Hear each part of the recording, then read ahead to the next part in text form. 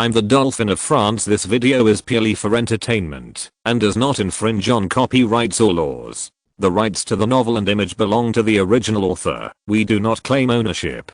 Don't like waiting and want to listen to this fanfic in full now? Subscribe to our Patreon, where you'll find the best fanfics. Chapter 426, The Power of Destruction. Joseph pondered for a moment, looked at Brian, and smiled. We should be almost ready for the military action against Annaba. Yes, your highness. Duke Broglie mentioned to me yesterday that the additional troops have arrived in Bizet. Oh, that should have been last week. According to the Anglo-French non-interference treaty, France will counterattack Algiers' previous aggression. Annaba in the northeast of Algiers is the battlefield, and will also be the spoils of war. Annaba is very small, and as long as the British acquiesce, other European countries will basically not pay much attention to it. The sausage slicing tactic is very effective at any time. Joseph nodded and said, we will make full use of the impact of this war, so we must show our momentum. Of course, we must also cooperate with some other means, which should be enough to make those tribes quiet. Tunisia. The western suburbs of Tunisia. A Berber colonel in white uniform and black tights looked at the soldiers gathered in the open space in front of the military camp, frowned and said to Jamal beside him, General, why do we recruit these guys? They can't play any role, except dragging down the army. It has been more than a year since Jamal led the Sword of Revenge to fight against the Tunisian guards. At this time, he has been promoted to Major General and is responsible for commanding the Tunisian Legion. Jamal's French is not very good, and he still said in Arabic, this is the order from Paris, conveyed by Lord Ishak, and they are required to go to the front line in person. The colonel was immediately surprised. Even we can only be responsible for logistics and cleaning up the periphery of the battlefield, but we let them go to the front line. There is no doubt that the Roman brothers from France are responsible for the frontal battle, and the people in front of him were recruited from various tribes in the past half month, and they are all people with relatively high status in the tribe. According to the latest conscription rules, large tribes have 20 to 40 quotas and small tribes have 10. Tribal members who can participate in the battle against Algiers can get extra points in the next official examination. Well, it is the public examination in Tunisia. Only by passing this exam can you become an official in Tunisia. So the tribes are scrambling for this conscription quota. Who knows what the adults and the general staff think? Jamal said, glancing at his subordinates. Instead of caring about this, you might as well think about how to train these wastes. Although the Tunisian corps is only a scumbag in front of the French regular army. After more than a year of training, especially some officers have gone to military academies in France to study. Its combat effectiveness is firmly in the first tier in the entire North Africa. So they are absolutely qualified to look down on those wastes in the tribe, who have only undergone traditional combat training. Yes, General, I will definitely train them seriously. The colonel officer immediately stood at attention. At the same time, in the Sousa province in eastern Tunisia, the Wakruma tribe was holding a farewell ceremony. 4 warriors from the tribe will go to the Yobari tribe to serve as sheriffs and police officers, responsible for security there. This is an extremely honorable position. Not only does it have a high salary from the government, but it also has great power. Anyone who violates the law in the Yobari tribe can be arrested, fined, or even detained for a short period of time. The Yobari tribe has a total of more than 2,700 people. According to this scale, the sheriff can also recruit 12 inspectors locally, and these people can also receive monthly allowance of 8 livres from the government. The inspectors usually do their own things and train twice a week, but they must listen to the sheriff's dispatch at any time. If European inspectors are recruited, the number will increase to 20.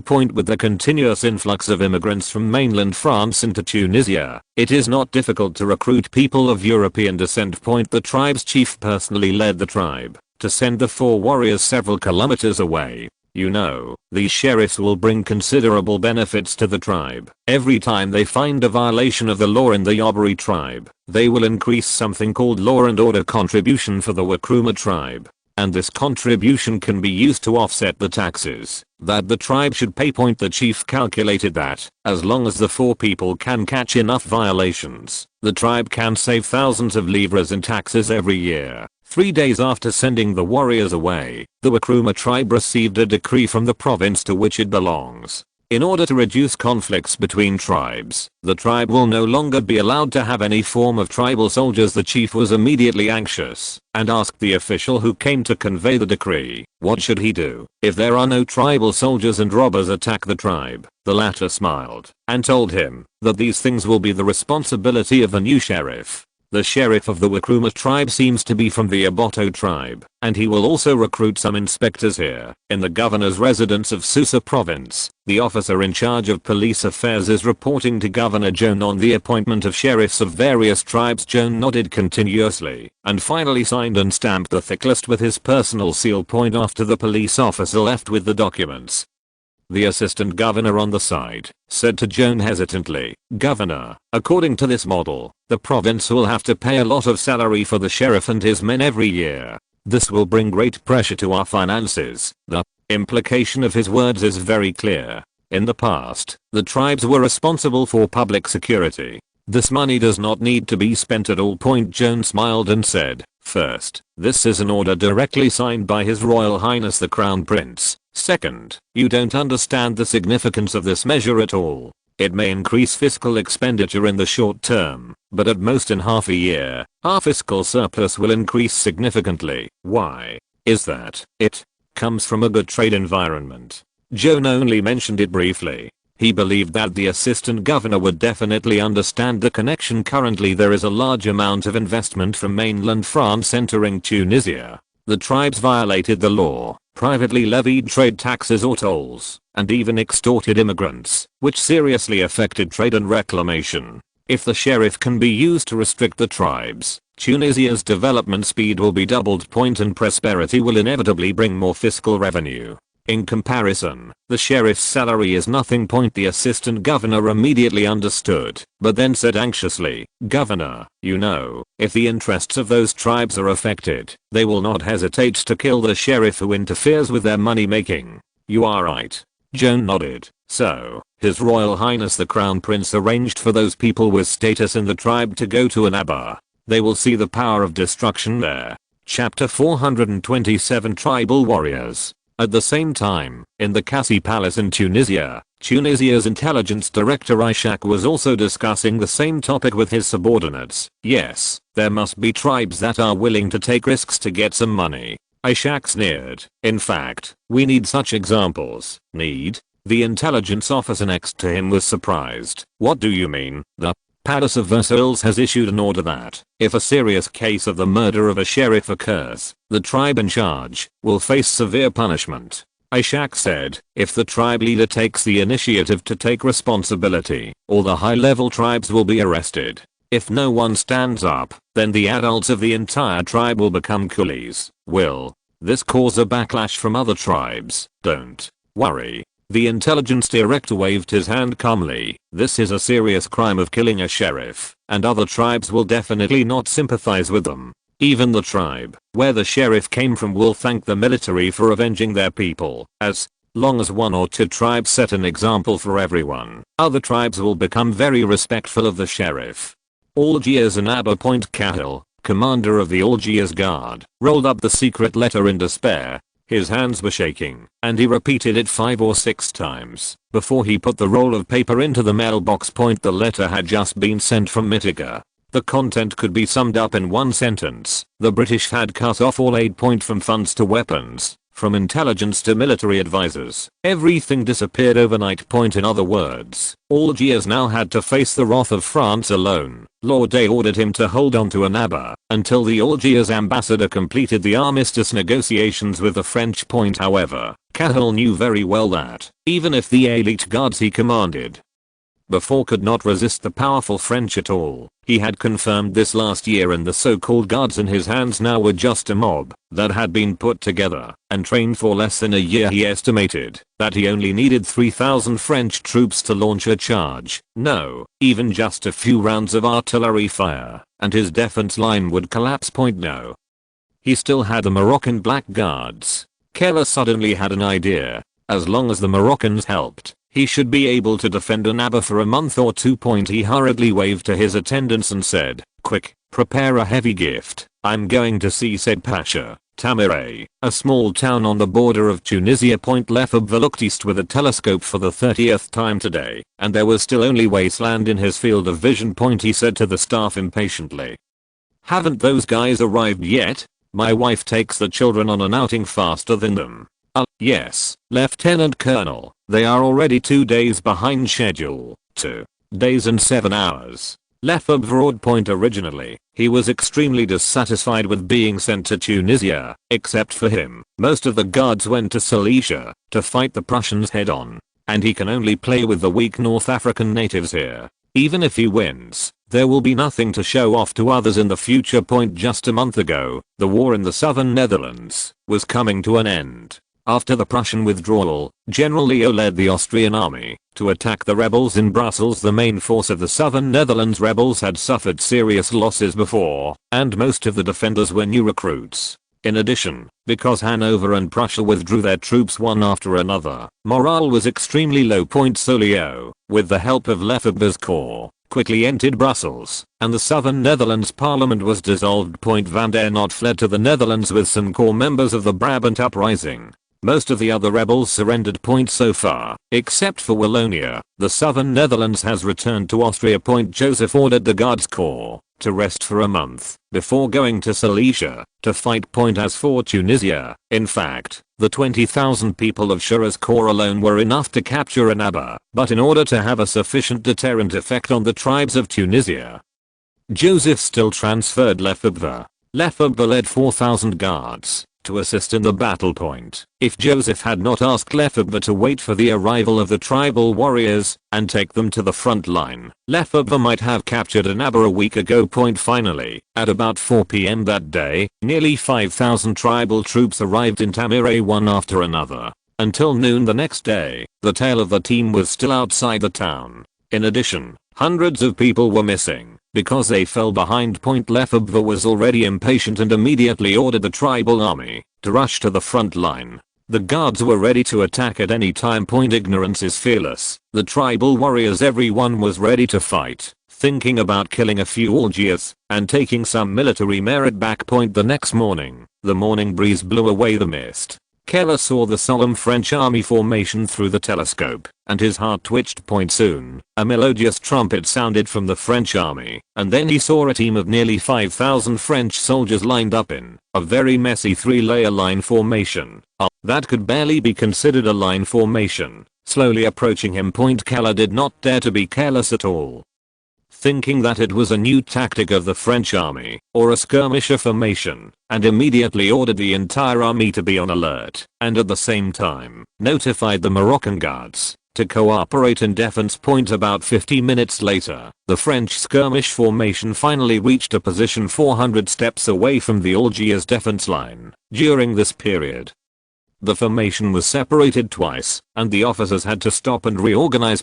Keller looked at this strange French army with a telescope in confusion, until the attendant reminded him. He remembered that he should fire with or from the Algiers army. Several iron balls fell in front of the French army with a sharp whistle. The formation, which was already a little scattered before, suddenly stagnated. Less than a minute later, the fire of the cannon flashed again. This time, the Algiers artillery had good luck, and 3 British 6-pound cannon shells drilled into the crowd of tribal warriors. Suddenly, a series of slight clicks sounded, and 3 gullies composed of limbs and blood foam appeared in the tribal army in an instant. After a moment of silence, those tribal warriors let out wails one after another. The officers were completely unable to restrain themselves, and hundreds of them turned and fled. When the third round of bombardment came, the entire tribal army completely collapsed. Thousands of people desperately ran away, and they did not stop until they were face to face with the vanguard of the guards. Lefebvre's face was gloomy, watching his soldiers point their bayonets forward, and finally forced the fleeing soldiers to scatter. To both sides. Keller was even more stunned on the spot. Did he successfully defend it? Chapter 428. Let them see the real army. For a time, the battlefield on the east side of Annaba was filled with the corpses of French troops. Most of them were caused by tribal warriors trampling on each other when they fled. Keller put down his telescope and couldn't help but squint his eyes. Could it be that the previous defeat to the French was just an accident, and that they were not as terrible as he thought? Or, the more capable French general did not come to Annaba this time, he only hesitated for a few seconds, before ordering to the officer beside him, "Send the order, the Corsa Legion and the cavalry on the left wing immediately pursue, and defeat the enemy." The artillery moves forward, and presses near the central line. He confirmed that it was not a tactic used by the French to lure out the enemy. Looking at the corpses there must be at least 500 or 600 people who could spend so much money to fake defeat and act so realistically. Soon, a low trombone sounded from the Algiers army. The Algiers officer led more than 3,000 infantrymen, and under the cover of cavalry, rushed towards the retreating French position point on the other side. Lefebvre looked at the oncoming Algiers army and couldn't help but widen his eyes in surprise. His Royal Highness the Crown Prince just said that he would let the tribesmen experience the atmosphere of the battlefield. Unexpectedly, there would be such an unexpected gain. Hedging is much easier than attacking. He immediately ordered the Tunisian legionnaires who had been waiting to escort the tribal warriors and follow the Guards Legion to watch the battle. Then he turned to the staff officer and said, "Okay, now let them see how a real army fights." "Yes, sir." Svek of the Wakruma tribe is the nephew of the clan leader. At this moment, he was trembling all over and was forced to walk towards the battlefield again with a machete. It was completely different from what he had heard. The Algiers were simply terrible. The man next to him suddenly fell into pieces, and the broken internal organs even collapsed into his mouth. Thinking of the hot, wet, and bloody smell, he couldn't help but vomited again. What is this going to do? Do you want us to go to war?" A person next to him stared in fear. "No, I won't go." The man was kicked hard by a Tunisian soldier, and his voice stopped abruptly. Svek walked forward tremblingly, and someone thrust a telescope into his hand. "Will it work?" the officer asked. Svek nodded subconsciously, and suddenly heard the sound of neat drum beats appearing in the military formation nearby. The next moment, the straight French infantry line moved, and more than 2,000 people, like a whole, rushed towards the Algiers without hesitation. The officer pointed to the north and said loudly, "Look over there." The tribal warriors all turned their heads and saw dozens of horses dragging something in the dust towards the enemy's position. Svek remembered the telescope in his hand, raised it and looked at it, and found that there were several cannons. Those cannons actually rushed straight in front of the Algiers, at least in his opinion. The two sides were almost touching each other. Then, a large number of soldiers jumped down from the carriage, untied the ropes with extremely skillful movements, and set up the cannon. Almost at the same time, Algiers cavalry rushed over with scimitars. Destroying enemy artillery was one of the primary duties of the cavalry. However, those cannons immediately spit out fire, making Svek's heart twitch. Immediately, the Algiers cavalry that rushed up were blown down like weeds under the strong wind. The concentrated bombardment of great bullets at close range is so terrifying. The cavalry were obviously frightened, and the momentum of the attack was dampened, and they turned around and fled. This is a battle between morale and willpower. If the Algiers cavalry can continue to attack despite the artillery bombardment, the artillery will probably be defeated in the end, but this is obviously beyond their capabilities. The Algiers did not expect that the artillery would dare to fight the cavalry. After the cavalry retreated, the entire left wing was exposed to the cavalry artillery of the Guards Corps. The 5-6 pounders were immediately replaced with solid ammunition, and launched an intensive bombardment at the Algiers infantry less than 200 steps away. These poorly trained Algiers guards only lasted a few minutes longer than the tribal warriors, before they retreated in confusion under close range shelling. Kehl was immediately dumbfounded. He had had the advantage just now, and it had only been half an hour before and after. How could it have turned out like this? He hurriedly ordered the officers to gather the broken troops and let the 2nd Infantry line go up. However, before his order reached the front line, the offensive column of the Guards Corps, under the cover of skirmishers, fell in front of the Algiers army. Svek and others were driven until they reached the flank of the battlefield. His ears were filled with the rumble of cannons, and then he saw the Roman soldiers in white military uniforms turning around and running a few steps before spreading out into a straight line. The sound of the military drum suddenly stopped, and the officers of the Guards Corps pointed forward with their swords at the same time and issued the shoot command. The distance between the two armies was less than 20 steps. As the Guards Corps fired a round of volley, a large amount of blood mist arose in the Algiers military formation. Screams and howls followed. Broken corpses were everywhere on the ground, and the air was filled with the smell of blood. More Algiers soldiers screamed and ran around, and many of them were quickly knocked to the ground by their own people, and then trampled to pieces. Fike's eyes were dull, and he kept mumbling one word, hell. The infantry of the Guards Corps were like precise killing machines, quickly reloading ammunition, then advancing 10 steps to the sound of military drums, and fired another death-like reaping salvo. The second line of defense of the Algiers army was affected by the fleeing soldiers, and lasted only more than 10 minutes before fleeing backwards, followed by the third line. Kehler could see the reflection of the bayonets of the French infantry with his naked eye, turned around and shouted to the attendant, "Where are the Moroccans? Why haven't they come for reinforcement yet?" The latter lowered his head and signaled to the military horse beside him, "Sir, you'd better retreat as soon as possible." 2 kilometers away to the west, said the commander of the Moroccan Black Guards, looked at the rapidly collapsing Algiers in the telescope and couldn't help but wipe away a cold sweat. Fortunately, he did not agree to Kehler. "You know, this is just the forward of the French army. It defeated tens of thousands of Algiers guards, and there were nearly 20,000 main French troops behind them. If you go to reinforce yourself, you will probably die." He immediately waved to the black officer beside him without hesitation. "A gold. Order the entire army to retreat immediately." In fact, when he learned that the British had stopped aid, he predicted that the war was destined to fail. So last week he had already suggested to the Sudan that the entire army withdraw from Tlemcen fortress. Although the Sudan's decree has not yet been sent, he knows that the Sudan will definitely agree to withdraw its troops. Without the support of the British, Morocco will never go to war with the French. That's impossible to win. Chapter 429 War Reparations. Lefebvre looked at the fleur-de-lis flag flying on the coastal defense fortress of Annaba port not far away, and shook the reins happily. He had never expected that the battle would go so smoothly, and it took only 2.5 days to capture the entire Annaba. You know, at the marching speed of the Tunisian army, it would take almost 2 days to cover the entire territory of Annaba.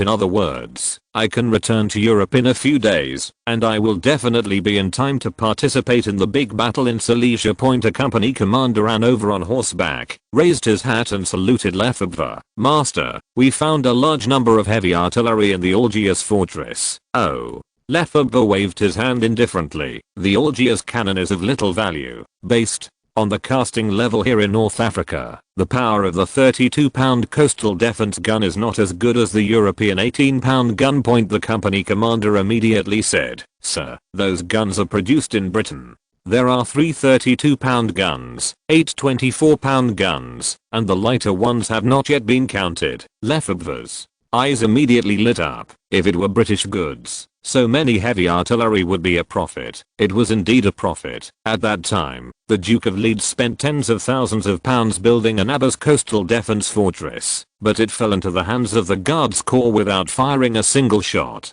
Some batteries still have their factory oil seals. While talking, another cavalryman came to report that a large number of flintlock guns were found in the warehouse at the port, including Prussian Potsdam 1740 and Dutch AI, as well as some British Brown Bess. The total number has not yet been counted, but it is estimated to be at least 7,000. These guns were the second batch of British aid to the Algiers Guards. However, due to the procrastination of the Algiers, they had not yet been handed over to the army after several months. At this time, they all took advantage of Lefebvre. Lefebvre suddenly felt that it was acceptable not to go to Silesia just for seizing so many supplies. He should be able to get a commendation from the general staff. He looked at the staff officer aside and said, "Try to get some fortress guns to Constantine, the city of Algiers, originating from Rome, not Ottoman Constantinople.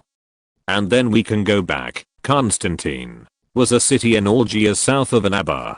holding their would-be equivalent to blocking Algiers' main route into Tunisia. With the assistance of the 24-pounder artillery, the Tunisian army will be able to complete the task of guarding Annaba in the future. Tunisian city. Capital Palace. Chandaral, the emissary of Dey of Algiers, paced anxiously up and down the corridor. He had been prepared to take a boat to Paris if he could not see the French negotiators before tomorrow. Fortunately, the big shots from Paris are here. He only hoped that General Kehler would persist for a few more days, and he would be able to use his interests to stabilize the French army. Soon, footsteps were heard from the other side of the corridor, and Count Segur, the French special envoy for negotiation, came over with several officers from the general staff. Chandal hurriedly rushed up to greet him, touched his chest with great respect, saluted, and greeted him in Arabic. Segur didn't seem to care about what the translator said, and went straight into the hall in front of him, and sat down at the head of the long table.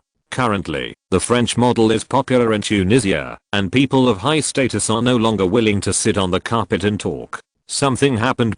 Chandal had no choice but to follow in awkwardly. It took him a long time to seize the gap between the chatting of several French people and hurriedly interjected, "Dear envoy, I'm Aga from Dauphin in Algiers, and I'm also the plenipotentiary negotiator appointed by Dey. Dauphin is the Parliament of Algiers. He holds a position similar to that of Speaker." Segur raised his eyes and glanced at him and said slowly, "Oh, what are you going to talk to me about?" Chandal immediately said, "Special envoy, we should discuss the truce issue in the Annaba region." Segur listened to the translator, smiled and raised his hand to interrupt him. "That's unnecessary. The battle in Annaba ended the day before yesterday." He turned his head and looked at the officer beside him, Lieutenant Colonel Adrian. "Our legion should be on its way to Constantine, right? Of course, under the current international situation, France has no plans to attack Constantine, but this does not prevent him from using this to scare the Algiers. With the remaining forces in Algiers, the French army could even fight all the way to their capital Mitagia." Chandal's pupils suddenly shrank. He knew that, although he had not received the news yet, the French would not lie about the situation of the war. He panicked and said, "Actually, there shouldn't be a war between Algiers and France at all. This would harm everyone." Segur stopped him coldly. "No, the war started the last time the Janissaries of Algiers invaded Tunisia." Chandal cursed the British thousands of times in his heart. He had clearly agreed to fully support Algiers' attack on Tunisia, but as soon as the French army appeared, they disappeared. Well, that was just some obligation to the Tunisian guards before. He had no choice but to say, "We realize this is a mistake, and are willing to do something to save the peace between our two countries." Segur said very cheerfully, "Our country has invested more than 200,000 rials in response to Algiers' invasion. These losses must be borne by Algiers. 200,000 rials is about 4.4 million livres. It's not that Joseph is soft-hearted, but for Algiers with a population of only more than 2 million, this is already their limit." Segur continued, "In addition, Annaba, as a key route for invading Tunisia, will be managed by our country in the future. Constantine, which is adjacent to our country, will become a buffer zone, and no troops can be stationed. This," Chandal said anxiously, "I'm afraid these requirements are too much. This is the decision of His Majesty the King." Segur glanced at him and said, "You can refuse, and then we will continue to talk in Mitiga." "No, no. These can be discussed." Chandal waved his hands hurriedly. Tunisia. Susa province. Sfik was staring at the low hills behind the tribe in a daze, and the rumbling sound of artillery still rang in his mind from time to time. Suddenly, a group of tribesmen holding knives and spears rushed towards the road next to the tribe. Cursing. Someone grabbed him and said, "Sfek, let's go teach that sheriff a lesson. That guy actually let go of 10 carts of olive oil. We didn't get a penny for security, and last time, he let the fur traders in the city enter the tribe. How much money have we lost recently? I want to kill that bastard. Yes, kill him, sheriff." Sfek was startled and suddenly remembered the sheriff's white uniform, very similar to the uniform of the French army he had seen in Annaba, and immediately shouted in horror, "Are you crazy? You must not attack the sheriff." Seeing that he couldn't stop the tribe, he hurried to the tribe leader's residence and broke into the house. "Uncle, stop them. Hurting the sheriff will attract the army." "The army?" The chief said disdainfully. What are you afraid of? The warriors of the tribe will drive them away. No, no. Spheke's eyes were full of fear. By the way, have you seen the Algiers guards? Huh? No, they are devils. Devils that can tear people apart in an instant. Why are you saying this? And those armies. Spheke swallowed his saliva, his face pale. They are war gods that can tear devils apart. No one can stop them. If we don't stop everyone, the tribe will be finished. On the main road next to the tribe, more than 20 people who had been to the Annaba battlefield were frantically driving away the troublemakers, fearing that they would hurt the sheriff. Chapter 430 Initial Decision in North Africa. Southeast Tunisia. The province of Tatavin faces the sea on one side and the desert on the other. Nee stood on a high ground, looking at the town of Ramada in the telescope, and said in a deep voice, "The scout's report is correct. The terrain is indeed very suitable for the regiment to deploy. If we launch an attack tomorrow morning, we will be able to recapture this town around noon. You are always so full of courage and energy." Moreau smiled on the side, "But my suggestion is that it is best not to attack there first." Nee looked at him doubtfully. "Why not? There are only 2,500 Ottomans in the town, and we have 4,000 soldiers. The battle will be over soon." Moreau nodded. Yes, win easily and recapture an insignificant town. Maybe we should also send people to Tripoli and politely inform the Ottomans, "Hey, your French friends are here." Nee paused upon hearing this. Indeed, as he said, an attack on the enemy forces in Ramada would surely alarm Tripoli. There were nearly 10,000 Ottoman troops stationed there. My mission this time is to completely wipe out Bengia. If I storm the city of Tripoli, which is already prepared for defense, it will probably be a very difficult battle. Moreau patted him, then pulled the reins to make the mount turn its head. "We're finished watching the battlefield. Let's go back first." Nee glanced at this hateful nobleman, urged his horse to follow him, and had to ask again, "Then what are your plans?" Moreau did not hide it from his upright partner. "You see, although we have 4,000 people, half of them are new recruits who have never been on the battlefield. Some of your soldiers even lack the necessary training. Their last unexpected victory in the town of Tamere resulted in a fiefdom. Afterwards, the nobles, stimulated by the news, rushed to Tunisia to pursue glory. As for the civilian side, the General Staff Headquarters has opened a quick training camp that can provide 5 months of simple training for those who have no experience, but intend to join the army, and then they can go to serve in areas where the fighting is not fierce. For those who have participated in night patrol teams and rural security teams, the training time can be reduced to 2 months. Note 1: These new blood came to Tunisia on naval transport ships. Joseph directly handed them over to the command of Moreau and Nee, and put them in charge of the battle against Tripoli. However, Berthier was still not reassured, so he sent an experienced staff officer to assist the 2 young commanders. Moreau continued, "With such a force to attack Tripoli, it is difficult to predict what will happen." Nee muttered under his breath, "When our cannon arrives, everything will be no problem." Yes, Moreau has more than a dozen noble young men who can operate cannons. They came directly from the military school.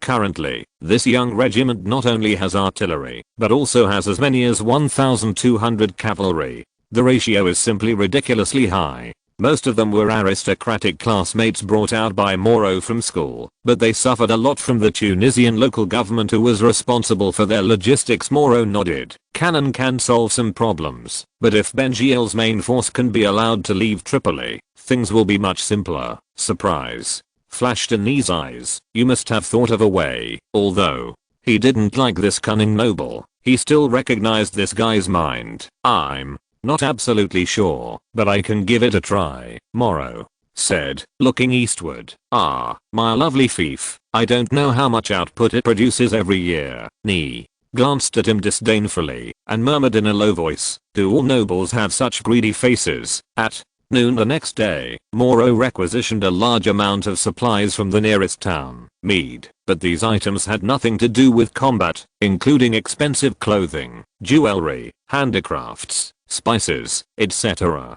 Under his forced order, Meade was almost completely evacuated. If he had not sent soldiers, To block the town hall, Meade's officials would have gone to the governor to complain. The old staff officer sent by the general staff was so frightened that he couldn't help but persuade Moreau to return the things quickly, otherwise he would be subject to a military court. Ney was accustomed to his partner's illegal operations, but this time he repeatedly stated to local officials that the matter had nothing to do with him and was all the fault of an officer named Moreau. Returning to the camp of the God's Guidance Cavalry Regiment, Moreau called on the noble soldiers to donate all their belongings, promising to return them immediately after the battle in Tripoli with an additional 40%.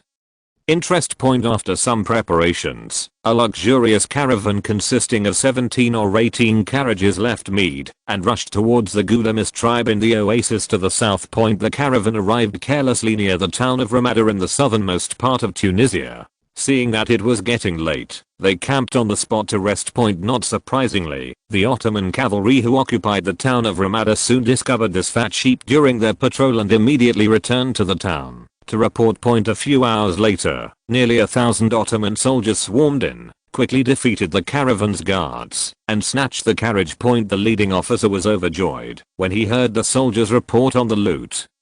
A rough estimate was that the value of this cargo was close to 100,000 rials. Soon, he learned from the captured merchants that this was only the first batch of goods from an Italian caravan, and nearly 7 times more goods would arrive at Tatoan port in half a month.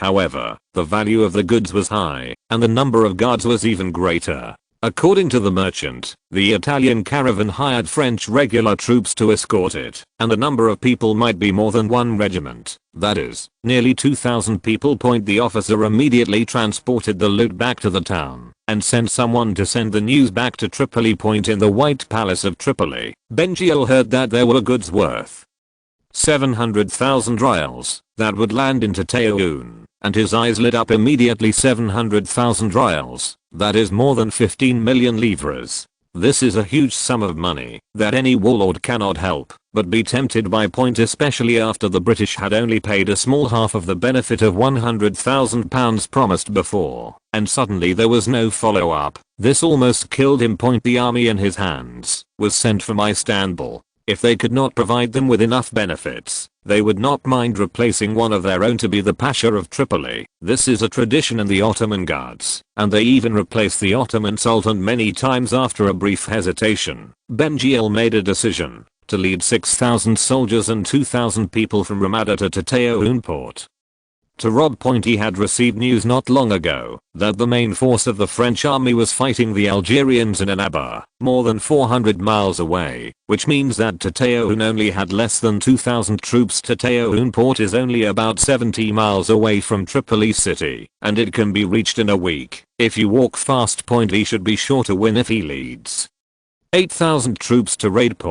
After robbing the 700,000 rials of goods, he will take out part of it to bribe the high-level officials in Istanbul and retreat to Tripoli city with the rest. If the situation is not right in the future, he will leave the task of defending the city to his subordinates, and he will flee back to Istanbul to enjoy himself. 4 days later, Bengiel looked back at the wasteland behind him, and his heart could not suppress his excitement. This is already in Tunisia. His scout cavalry reported that no trace of any army was found until Med. According to the Tripoli Navy, a large merchant caravan had recently departed from Genoa and headed south. Moreau was too lazy to lie about the fleet. The Mediterranean trade was prosperous, and countless merchant ships traveled between Italy and North Africa every day. Bengiel would naturally claim one of the fleets as his target. When Bengiel's troops reached a hilly area near Med, they suddenly heard chaotic shouts from the front. He frowned and looked at the officer beside him. What happened? The marching column was too long. He was in the middle and rear of the troops, nearly 2 kilometers away from the vanguard. Before the officer sent cavalry to investigate the situation, Bengiel vaguely heard a burst of dense gunfire. He also had some battlefield experience, and immediately judged that there were at least thousands of enemy troops firing in unison. Where did this enemy come from? He hurriedly ordered the troops to deploy a formation defense on the spot, and personally organize the cavalry to line up to prepare for the battle point. However, before his cavalry gathered together, the ground began to tremble slightly, and then there was the sound of horse hooves like a torrential rain hitting the roof point. All the Ottoman soldiers were stunned and looked in the direction of the sound. Not long after, a large number of cavalrymen in white uniforms emerged from the hills in the distance, waving sabers and rushing towards this side point in front of the Ottoman army. He commanded an infantry line of more than 2,000 soldiers, and was approaching the enemy step by step in an orderly manner thanks to the sufficient preparation time. This time, he was finally able to get these new soldiers to line up in an orderly manner. In the era of flintlock rifles, it was impossible for a marching line to beat a neat infantry line. Even if Frederick the Great was reborn. After only 3 very irregular volleys, the Ottomans began to flee in all directions at the same time. More than 1,000 cavalrymen on Moro's side had already broken through Bengiel's rear team, and were turning their horses to line up. Bengiel looked at the soldiers around him, who were already in chaos, closed his eyes in despair, and then pulled out a pistol from his waist. Outside Tripoli. Moro put down the telescope, pointed to a large piece of farmland on the southeast side of the ancient city, and said to Ni happily, "Look, that's my fiefdom." He turned a little to the south. "Ah, that should be your fiefdom. It seems that we will be neighbors for a long time in the future." Ni frowned and interrupted him. "Cannon. Can't you care about when those damn cannons will be delivered?" Although Bengiel was dead, the Ottoman army in Tripoli was not his direct line, and soon introduced a new commander to continue to defend the ancient city. Without the help of cannons, it is really not easy to attack. Celestine. Moro turned and shouted, "Go see where the damn cannons are." While he turned his head, Ni picked up the telescope and took a quick look in the southeast direction, and suddenly his heart was excited. That's really a good piece of land. It looks much more fertile than the land in my hometown." More than an hour later, the long-awaited cannon finally appeared under the city of Tripoli. As the cannon sounded, the soldiers of the Legion rubbed their hands. Their eyes glowed green. As long as they could capture Tripoli, they would also have a good chance of getting a piece of nearby land. As soon as there was a small gap in the formation of the Ottoman defenders, several companies of soldiers rushed up enthusiastically, accompanied by the rumbling of cannons. Indian Peninsula. Salem, a city east of Mysore. On a luxurious sedan chair carried by more than 20 people, Tipu Sultan sighed again, looked at the vaguely visible river in the distance, and said in a melancholy tone, "I really hope you can stay here. You helped Mysore achieve a great victory." Lafayette also sighed, "I don't want to leave beautiful Mysore, but you know, the British are instigating their servants to invade our Tunisia, and I have to go back to fight them." Of course, this is just an excuse. In fact, the battles including Annaba and Tripoli have ended at this time, and he should go straight to the Palace of Versailles to attend the promotion ceremony. After returning, his letter of appointment as temporary assistant to the Minister of War has been signed by His Majesty the King. This time his performance in India was standard and caused great losses to the British, but he did not complete the task of defeating the British, so the word temporary was added before the position. But this was already a high-ranking official, and he could imagine the fawning looks of those nobles who used to look down on him. Damn the British.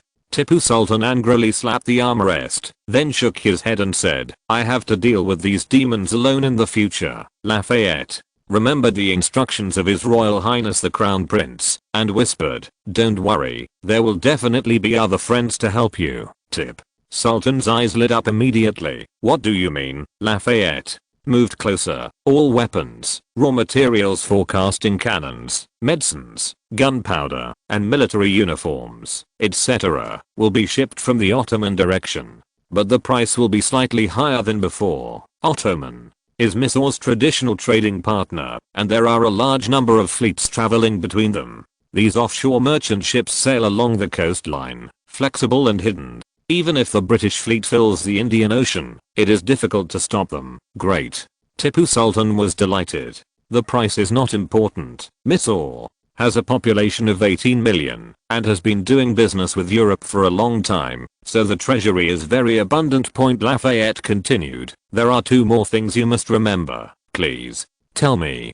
Tipu Sultan immediately sat up straight. First, you must store a large amount of food in major cities such as Mysore, Seringapatam, and Salem, and preferably ammunition. Note: 1. The nobles of this era generally had to learn skills such as riding, swordsmanship, and hunting from an early age. After adulthood, they could only train in formations, commands, etc., and then they would have basic combat capabilities. Of course, there are always lazy or unconventional guys who are unwilling to learn these, but they will also be looked down upon by other nobles. Chapter 431 Bastille version 2.0. The climate of the Indian peninsula is suitable, with abundant sunshine and rainfall, so food production is extremely high. In addition, fruits and vegetables are abundant, so Indians basically do not have the habit of hoarding food. However, Joseph knew that during the Third Mysore War, Tipu Sultan suffered twice from not having food reserves. The British besieged Seringapatam twice, and the city quickly ran out of ammunition and food. The previous time, due to the early rainy season, the British Army's logistics supplies were flooded, and Tipu Sultan escaped by luck.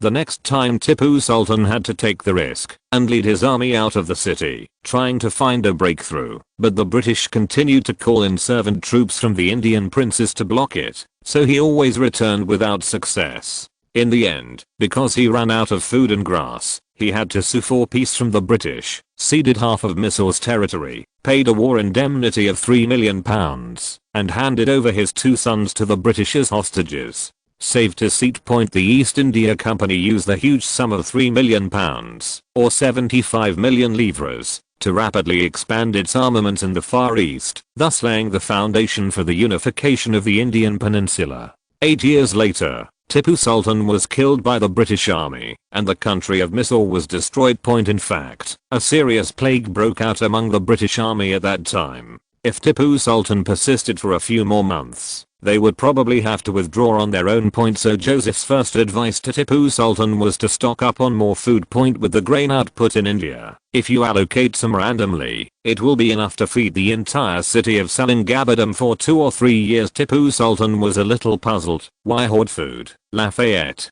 looked solemn and said, at the moment, although Mysore has achieved some victories, don't underestimate the British because of this. They are very strong, and if they increase their troop investment, you will likely face a difficult defense battle. Tipu Sultan's eyes flashed with disdain. Both he and his father had defeated the British. The first 2 Mysore wars, however, he still took Lafayette's words seriously. After all, the latter brought him many advanced tactics, and the soldiers he trained were much better than what he had trained himself. Lafayette continued to describe the Crown Prince's battle plan. After that, you just have to wait for the rainy season. The British come across tens of thousands of sea miles, and their supplies are very troublesome. The rainy season will destroy their logistics. At this time, you can launch a counterattack. But try not to fight head-on with the British. Your primary target is always the logistics supplies. Britain's war in distant India consumes a lot of funds. If supplies are continuously destroyed, financial pressure will force them to choose an armistice. Lafayette continued. In addition to food, you must also be careful not to fight with the British servants. As a last resort, you can directly give them benefits in exchange for them retreating or waiting and watching. Especially for Hyderabad, even ceding some land to them can be considered. The core strategy of Britain and India is to use Indians to consume Indians and reap the benefits for itself. While suppressing Mysore, the most powerful kingdom in the Indian peninsula, they were also extremely wary of their followers, especially Hyderabad. After all, it had an alliance with Mysore, and was not weak in strength. If Hyderabad became stronger, because of the attack on Mysore, wouldn't their fight for a long time be in vain? Therefore, the British will definitely prevent Mysore from transferring benefits to Hyderabad, which will inevitably anger Hyderabad. As for how it will develop later, Joseph is not sure, but he must give eye drops to the British. As long as France does not directly intervene in the war between Mysore and the British. At this time, all French people in Mysore, including craftsmen, have evacuated. It is complying with the non-intervention treaty, and the British can't fault it at all. However, Joseph could give Tipu Sultan some cheating advice, which was enough to make the British vomit blood. Morocco. Meccan Sultan Muhammad III looked at the French envoy and tried his best to appear confident, my guards only went to help Algiers trained soldiers. Although there were some misunderstandings with the French army during the period, this was by no means what I wanted, Count Sega said righteously. You are right, it was just a misunderstanding. However, His Majesty's soldiers did suffer casualties, and the town of Tamire was also damaged. Muhammad III was extremely depressed. His own guardsmen died dozens of times more than the French. As for the town of Tamire, his own people only glanced at it a few miles away. Can this also cause damage? However, the situation is stronger than the people. Not long ago, the British ambassador suddenly stated that he does not want to see friction between Morocco and Tunisia, and suspended all assistance. Although he was not afraid of the French, he never wanted to anger this European power. In the final analysis, it was because he was bewitched by the British, and took the initiative to provoke the French. I am willing to provide compensation for these losses, Count Sega smiled, or you can do me some favors to offset the compensation. In fact, the Moroccan guards barely fought against the French army before they were frightened away by Moro's suspicious tactics. French losses were minimal. Muhammad III was a little wary and said, how can I help you? It's very simple, just use your caravan to help me transport some goods. Sega said, from you to the Indian peninsula via Ottoman, it's up to you to raise the goods, and the buyer will pay the full price. As for the goods you can't get, you can buy them from Spain. That's it. Muhammad III was a little surprised. Morocco and the Ottomans have always had close trade relations, and this request does not cost them much. The goods could even be handed over directly to Ottoman merchants in Basra, who would transport them to India. Ah, you sure someone will pay? Of course, Sega said, otherwise, you can interrupt the shipment immediately. As long as you help me transport goods for 2 years, the misunderstanding between our two countries will be wiped out. Muhammad III couldn't help but narrowed his eyes. He knew that the French were going to use their own channels in the Ottomans for smuggling, but if the so-called buyers really paid, and the demand was relatively large, he could even make money. Okay, I can give it a try. France can completely stop supporting Mysore, but if the latter obtains supplies from the Ottomans, Britain will not be responsible for France. Sega looked at Muhammad III with a smile again, and said in a deep voice, the most important point is that these trades you are conducting have nothing to do with France. He was not afraid that Muhammad III would inform the British. First of all, Britain had just cheated Morocco, and now Morocco hated them so much that they could not report the news. Secondly, the Moroccans do not have any evidence. Even if they tell the British, France will not admit it. From the source of goods to the smuggling channels, no French people are involved. If the Moroccans don't do it, Sega will go to the Persians to get the goods from Russia through the Caspian Sea and ship them to India via the Gulf of Oman. However, most Persians will ask for some benefits, and the price/performance ratio is not as good as Morocco. Fortunately, Muhammad III agreed directly. After leaving Morocco, Count Sega immediately went north to Spain. He would ask Carlos IV for supplies such as weapons and steel. This is not only a profit for Spain, but also a favor to France. I believe they will not refuse. January 12, 1790.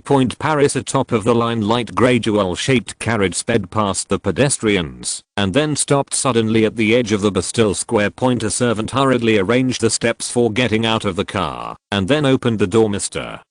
Walsh, the wool merchant, jumped out of the car impatiently, complaining to his wife behind him. I said you should take the rail bus, but you insist on driving here. He looked at the crowds of people on the Bastille Square and spoke louder. After being delayed for so long, I can't even squeeze in. Mrs. Walsh, who was wearing the most popular dress of the season, got out of the car and whispered, this is just a bank move. What's there to see? It's said that the British Pavilion has been decorated. We might as well buy a preview ticket and go in to see what's going on. Mr. Walsh interrupted her. What do women know? Today His Royal Highness the Crown Prince will definitely announce some financial policies. This will affect everyone's business. Of course you have to come and see it. When a teenage boy saw Walsh's anxious look, he quickly came over and said with a bright smile, Sir, His Royal Highness the Crown Prince has arrived. Do you want to get a closer look? Of course. Do you have any idea? 3 livres. Walsh gave him 3 silver coins without hesitation. Quick, the boy whistled in the direction of the Bastille, and immediately there were 7 or 8 children and the crowd squeezing the people around them. A passage soon appeared between them. Walsh hurriedly pulled his wife in and got very close to the main entrance of the Bastille. The little boy heard the sound of music all around and waved to his companions. It's already started. There shouldn't be many people coming. Now, let's go outside the juice store to help line up. Okay, Brother Giles. The children got out of the crowd and jumped behind him. Walsh craned his neck to look and saw that the door of the formerly gloomy prison was covered with colorful ribbons. Several rows of palace guards in red uniforms stood neatly in front of the steps, and behind them were a large number of reporters. The band nearby is playing hard.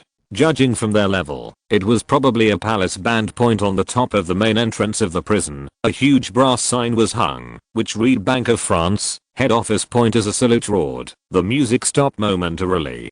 Joseph, dressed in a brand new blue and white cavalry uniform and a 3-cornered hat, walked quickly onto the high platform directly below the plaque. Accompanied by several officials, the crowd around him immediately bowed and saluted, and Joseph smiled and raised his hand to signal, "Thank you all for attending the relocation ceremony of the Reserve Bank of France." He turned and pointed at the Bastille. "I know everyone didn't like it very much here before." There was a burst of laughter. "But you will definitely like it here in the future," Joseph said loudly. "This will become the headquarters building of the French Reserve Bank. At the same time, the French Stock Exchange will occupy its western side, and its second floor is the handling hall of the Royal Insurance Company of France." He waved his arms. "This is no longer a prison, but a symbol of the wealth of Paris." The crowd immediately cheered. Yes, there is no French person who does not hate and loathe this prison. Before, when Joseph was selecting the site for the French Stock Exchange, he suddenly thought of this place and decided to turn it into the financial center of Paris. Destroying the notorious Bastille will definitely greatly increase the French people's favorability towards the royal family. Moreover, this prison has long lost its meaning of existence. As a prison, there are not many prisoners held here. Its core function is actually to stabilize order in Paris. In the past, a large number of soldiers were stationed here. Once there was unrest in Paris, they could suppress it nearby. And now the security of Paris has been handed over to the police. So after Joseph proposed that the Bank of France buy the fortress, Queen Mary agreed without much hesitation. The commander-in-chief of the Bastille, the Marquis d'Ornat, had previously received the Crown Prince's attention because of Necker's case, and he was very cooperative with the relocation this time. More than half a month ago, the guards and prisoners of the Bastille moved to a new address in the southern suburbs of Paris, and the name was also changed to National Prison No. 1. On the high platform, Joseph waited for the people's cheers to stop and then continued. "In addition to the relocation of the French Reserve Bank and the Stock Exchange, today there is another very important announcement." He motioned to Finance Minister Brian on the side. The latter hurriedly took 2 steps forward, cleared his throat, and said loudly, "His Majesty the Great King has decided that from now on, the banknotes issued by the Reserve Bank of France will become the official currency of France and be renamed the franc. 1 franc note is equivalent to 1 livre silver coin, which is equivalent to 0.3 grams of gold. The national fiscal decree will guarantee the franc. Anyone holding franc banknotes can exchange it for gold of equal value at the bank at any time. Similarly, gold can also be exchanged for francs at the bank. No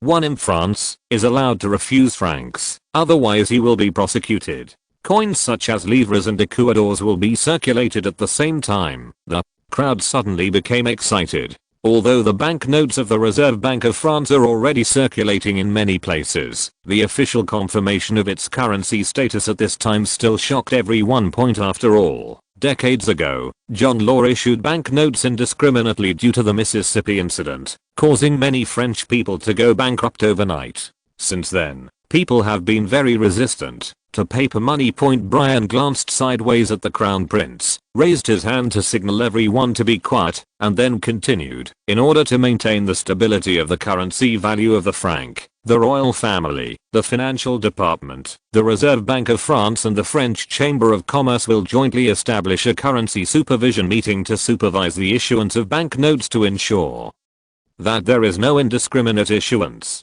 If you're listening to this novel on a channel other than Fanfic World, it means they downloaded and uploaded it without effort. We cordially invite you to visit our channel, Mundo Fanfic Novelos. There you'll find the original version of this story and you can explore many other novels of various genres. We're waiting for you to immerse yourself in a world of incredible novels. Chapter 430 To the Franc and the Gold Standard. When people in the Bastille Square heard that there was a currency regulatory department, and that banks and chambers of commerce were involved, most of their concerns were immediately eliminated, and they began to nod and discuss. In fact, Joseph has absolute control over this regulatory meeting. It goes without saying that the royal family and financial officials will speak according to his requirements. He is still the largest shareholder of the French Reserve Bank.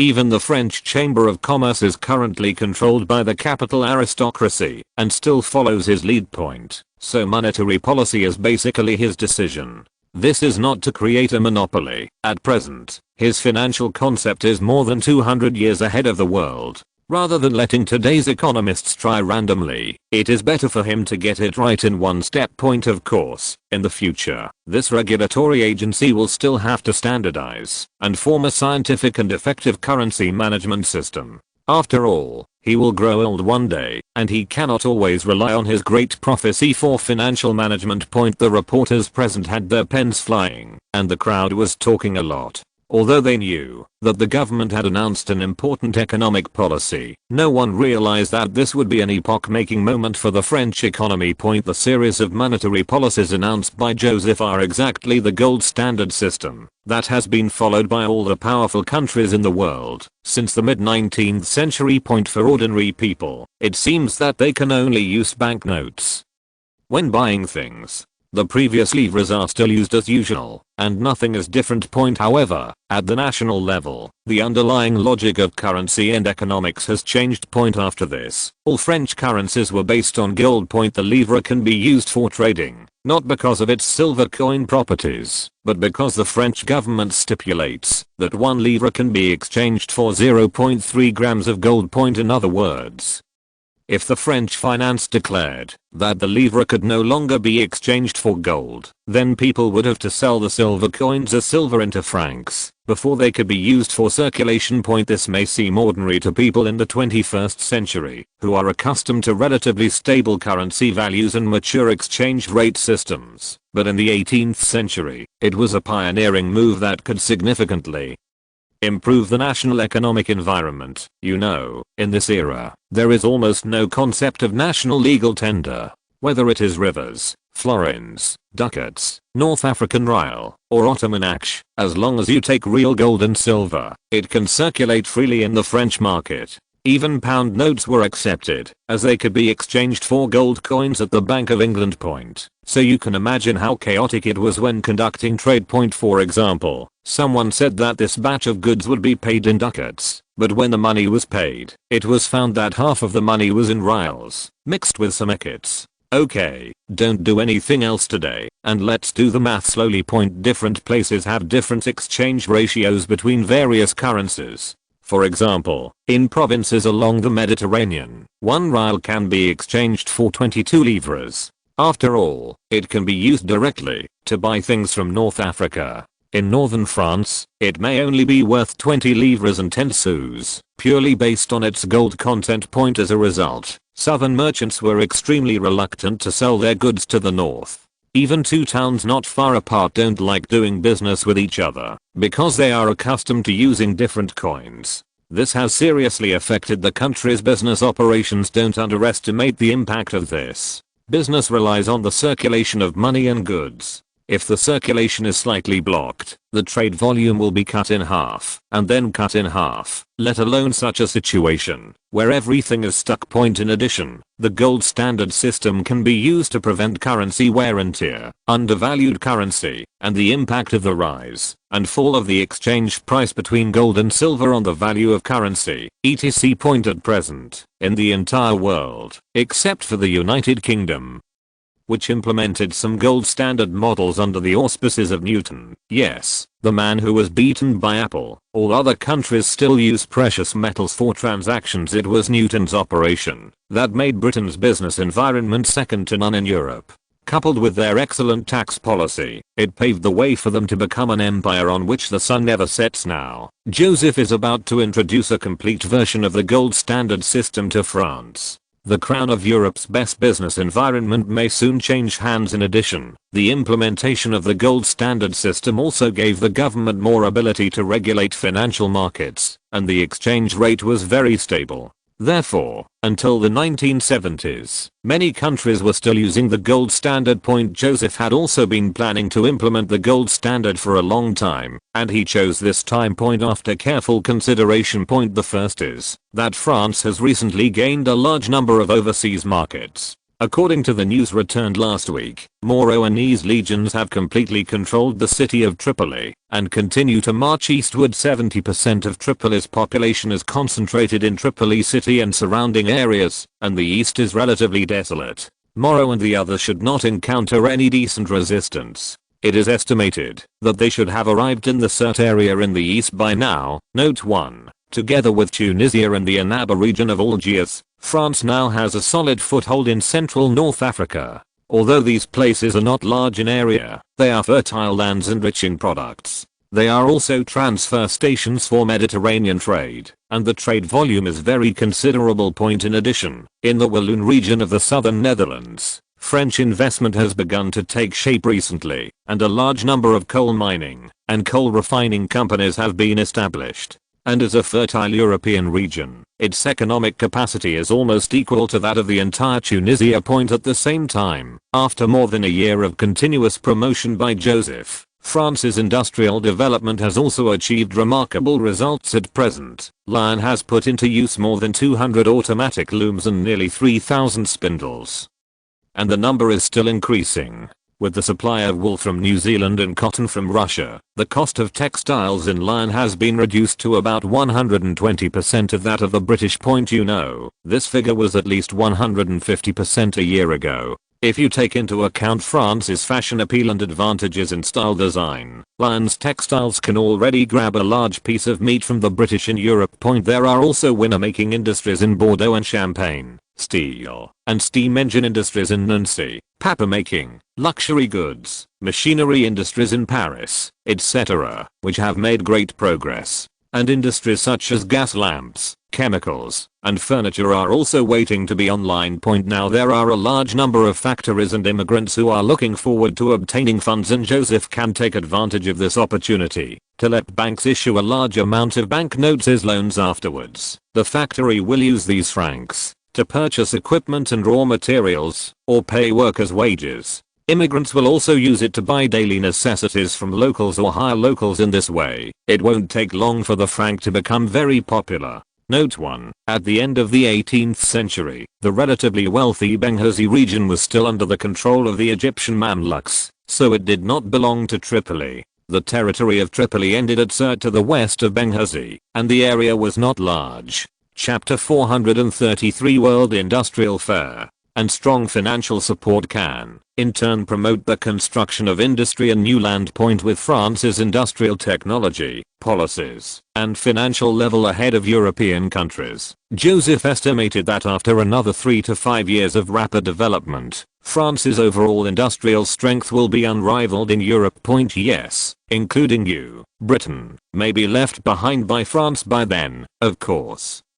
Relying on its huge colonies and years of accumulation, Britain still sits firmly on the position of world hegemony in terms of overall national strength, but it will be a matter of time for France to knock it off the horse. At the same time, as the dividends of industrial development continue to increase, France's financial problems will also be thoroughly solved. By then, Joseph will be able to lead France to reproduce the glorious achievements made by Emperor Napoleon in history. And he, who has the wisdom of later generations, will surely surpass Emperor Napoleon. Afterwards, Joseph announced that the French stock exchange officially resumed trading. Everyone can invest in stocks. The exchange will be open except on weekends, and companies can also start to apply for listing. After the Mississippi incident, French stock trading finally fully revived, of course, in order to allow investors to have time to get familiar with and adapt. Only a single-digit number of company stocks can be traded for the time being, and the transaction amount is strictly controlled. The new stock trading law is in the final stage of preparation, and the Securities and Exchange Commission is also in preparation. When these two important tools to stabilize the securities market are completed,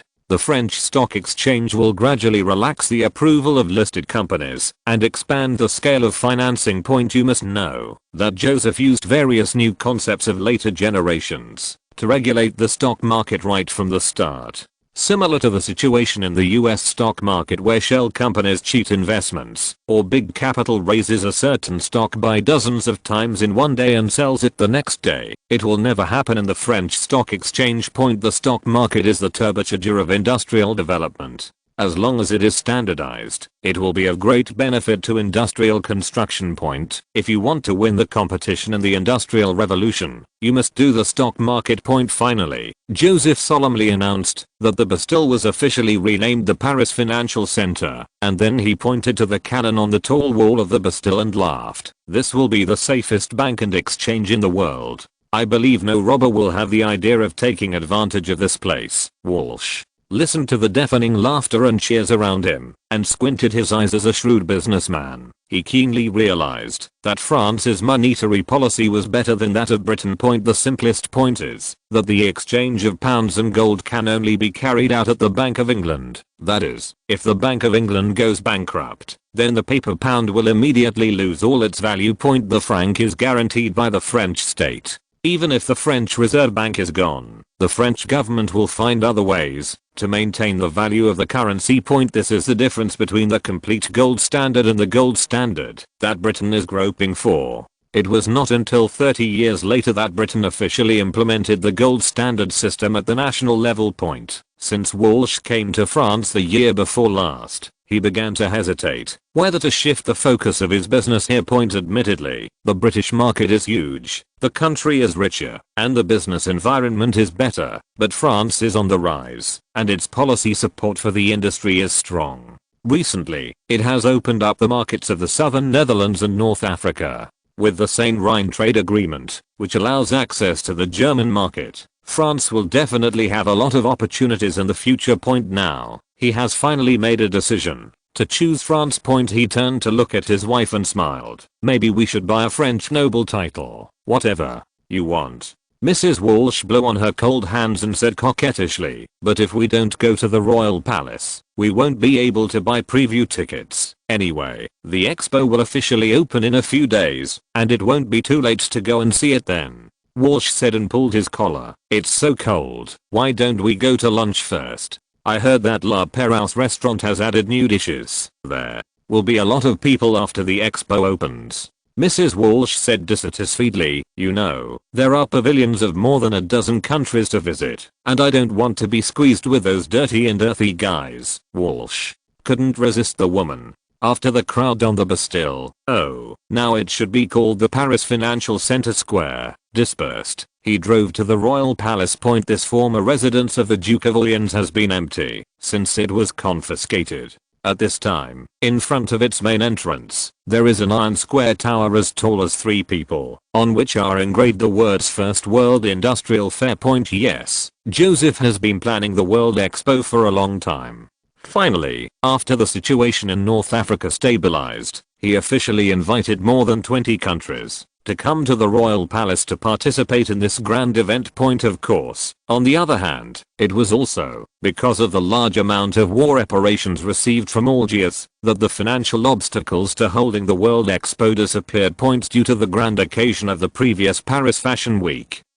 countries are still somewhat interested in participating in the conference. However, this kind of expo has never been held before, and some countries that are unwilling to spend money still declined. In the end, 12 countries decided to participate. After all, this is different from Fashion Week. You have to send a delegation and bring your own things to show off, which is all money. In this way, the halo of the first World Expo was snatched from the British by Joseph more than half a century in advance.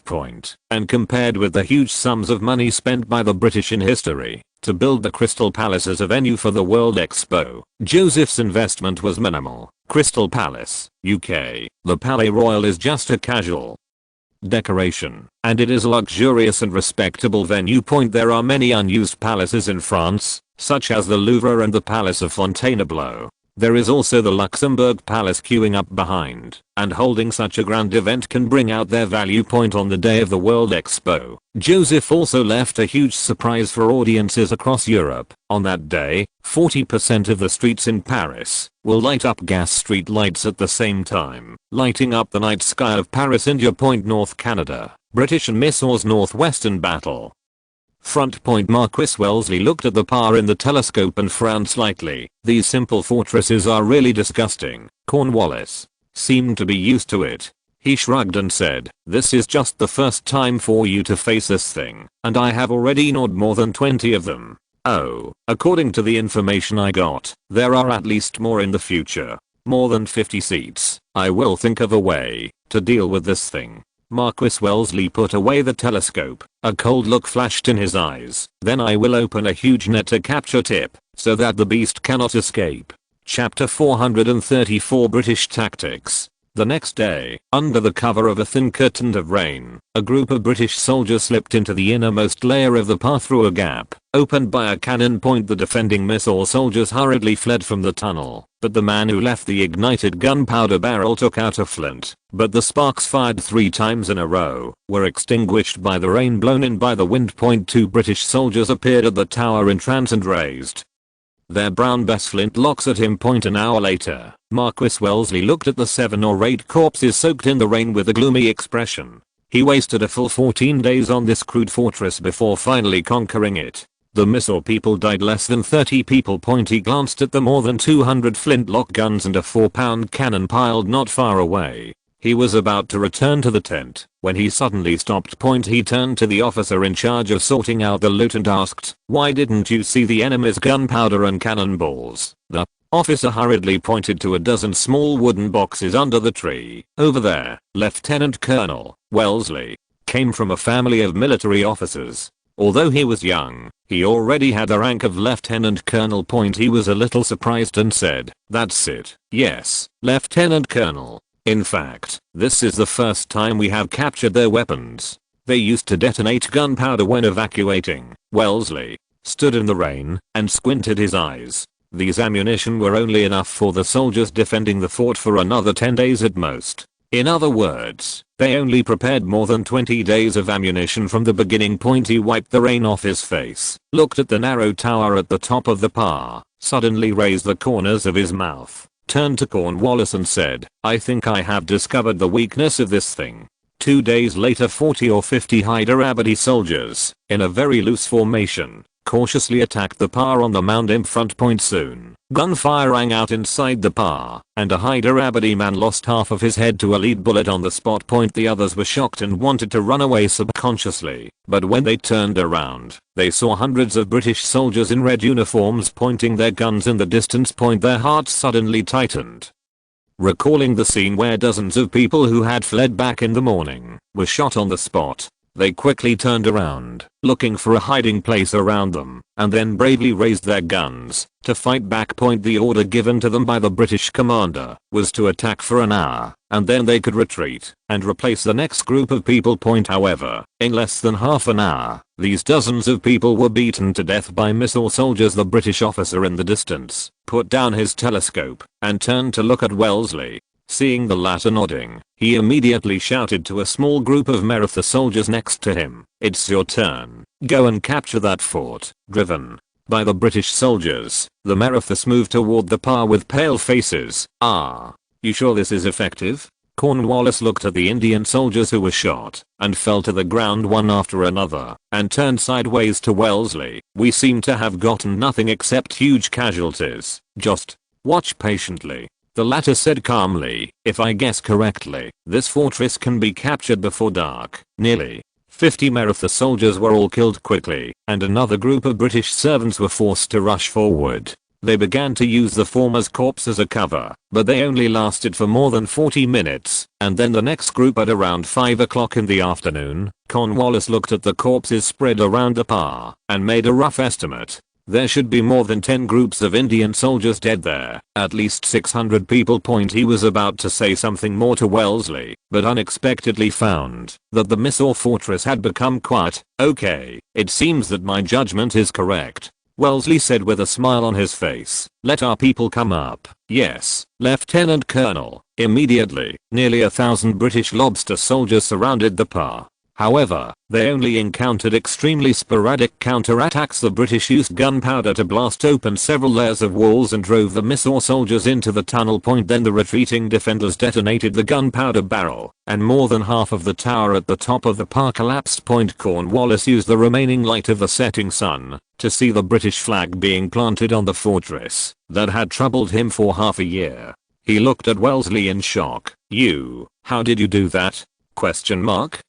It only took one day to conquer this thing. Ammunition. Storage. Marquis Wellesley pointed calmly to the tower on the top of Pa. The main body of this fortress is a 3-layer wall, and only the middle can be used to store ammunition. Based on its narrow size, I estimate that after part of the space is occupied by food and fresh water, they can only store up to 300 artillery shells and more than 15,000 rounds of gunpowder, as well as the corresponding gunpowder. So, I'll let people attack continuously in batches. When the Mysore people are pressed, they will ignore their ammunition reserves.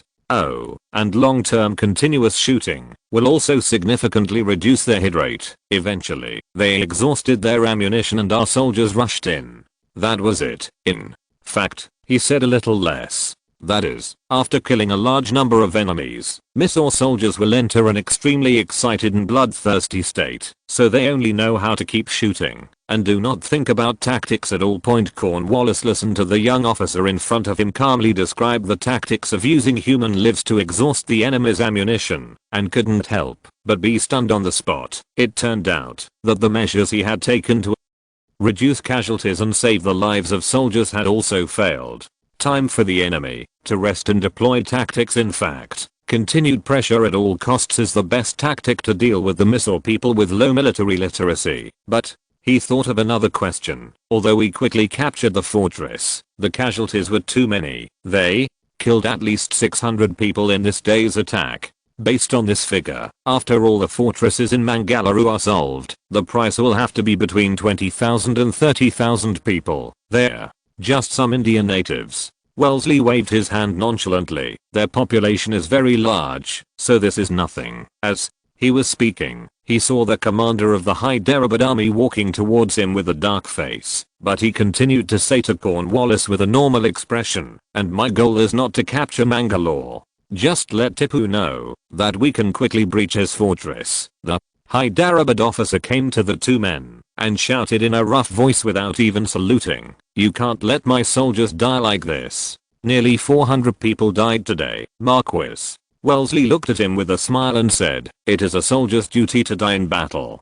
There will be many more storms like this in the future, so you have to get used to it as soon as possible." Chapter 435. The Stars in Paris. But the Indian officer wanted to say something more, but was interrupted by Marquis Wellesley raising his hand. "If you don't want to lose soldiers, go and recruit some untouchables. Anyone will do, as long as they can lure the enemy to shoot." The officer immediately shut his mouth, stroked his chest, saluted and left. In peninsular India, the most worthless thing is the life of a low-caste person. It doesn't matter how many people die. Wellesley continued to Cornwallis. Then Tipu will have to defend Mangalore with his own troops. South of Mangalore is Mysore city, the capital of Mysore and the second largest city in Mysore. Tipu Sultan naturally cannot give up here easily. Wellesley continued. When the Mysore army begins to mobilize, I will take the marines by boat around Cape Comorin and raid Tiruchirappalli. Cape Comorin is the southernmost sea area of the Indian peninsula. Tiruchirappalli was an important Carnatic city in southeastern India that Tipu Sultan had captured. If Tiruchirappalli could be recaptured, Mysore's offensive in the east would be blocked. You follow my tactics in Mangalore and continue to uproot these annoying fortresses. Once I have achieved results there, you will almost reach the vicinity of Mysore city. Wellesley waved his stick. Then we can attack Tipu from both sides. I think he will come to us before the autumn to pray for an armistice. Eastern city of Mysore. Salem. Tipu Sultan finally relaxed a little as he watched the carriages driving into the city. In those cars were flintlocks and gunpowder just shipped from the Ottomans, as well as some medicines and military uniforms. With this batch of supplies, his army should not be short of ammunition before the rainy season arrives. However, he also knew that, after losing control of the southern coast, it would be difficult to transport aid supplies into Mysore, and the battle in the future would become increasingly difficult. At first, he was somewhat disapproving of Lafayette's words, but after these months of fighting, he finally realized that the British were far more powerful than he thought. Those red-coated soldiers have extremely high training levels and strict discipline. They usually have to mobilize tens of thousands of troops to barely cope with 2,000 to 3,000 British troops at the same time. The British commander was also very cunning, and the battles he commanded had almost no flaws. He was attacked by the British in Tiruchirappalli. In less than 3 days, the 30,000 strong army was defeated by less than 4,000 British and more than 10,000 Hyderabad troops. Tiruchirappalli had just been captured. Pali was lost. Immediately, he had to retreat to Salem. If the third largest city in Mysore could not be held, the British would go straight to Selingabad, his administrative center. He carefully recalled Lafayette's words before leaving, and first sent his trusted officers to check the food reserves. Then he summoned his important minister Shah and ordered him to secretly go to Hyderabad to conduct some secret transactions on the other side. The Marquis of Wellesley drove his horse up a low hill in high spirits, overlooking the city of Salem in the distance, and felt much relieved. Although this was the first time for the British god of war to command a large army in combat, he relied on his extraordinary military talent to become invincible. In a series of battles, within a few months, he completely reversed the decline of the British army and launched a full-scale counterattack. According to the order just sent from London yesterday, he has been promoted to Major General and is fully responsible for the war in India. Wellesley has been holding his breath, just waiting to stabilize the situation in India before going back to settle the accounts with those French guys. He clamped the horse's belly hard and ran towards Salem down the mountain. At the same time, he loudly ordered the officers beside him, "The whole army is ready to launch a general attack on Salem at noon the day after tomorrow." Paris. On the main street on the south side of the Louvre Museum, Schmidt retracted his neck into his collar, glanced at the already dark sky, and said to the valet, "Damn the cold wind, I almost want to go back to the hotel. Why do the French open their fairs at night?" The manservant looked at the children not far away and whispered, "Master, would you like me to rent a hand warmer for you?" "Oh, okay. I'm freezing." Just as the manservant left, light music suddenly sounded everywhere. Schmidt looked up and saw a group of palace guards separating the crowd. Then, Her Majesty the Queen of France, dressed in white and with flowing colorful feathers on her head, got off the carriage across the street and came to the high platform that had been set up surrounded by officials. After a burst of intensive drumming, a palace official signaled everyone to salute, and then Queen Mary raised her arms high, without any preamble, and said loudly, "Please all my friends who come to Paris to witness this magnificent spectacle with me." Before Schmidt could react, he heard several salutes roaring from all around, and then a series of shining starlights quickly began to shine from both ends of the street. The starlight kept lighting up in the night. After just a few minutes, the whole street became as bright as daylight as if by magic. Schmidt, like everyone else, blocked the dazzling white light with his hands and looked up in surprise, only to realize that it was a series of strange street lights unlike the kerosene street lamps he had seen. The light of this lamp was very strong, allowing him to clearly see the embroidery patterns on the clothes of the lady next to him. People immediately started talking excitedly. "What kind of light is this? It's so bright. I heard it's called a gas lamp. A few months ago, there were more than a dozen of them in the Saint Germain district. Oh God, there's no night here." After a while, the band started playing again, and Queen Mary announced with a smile on her face, "This is France's first exhibit at this industrial expo. Oh, forgive us for not putting it in the royal palace, because it takes up too much space. Its name is a gas street lamp. It will illuminate the whole of Paris in the future.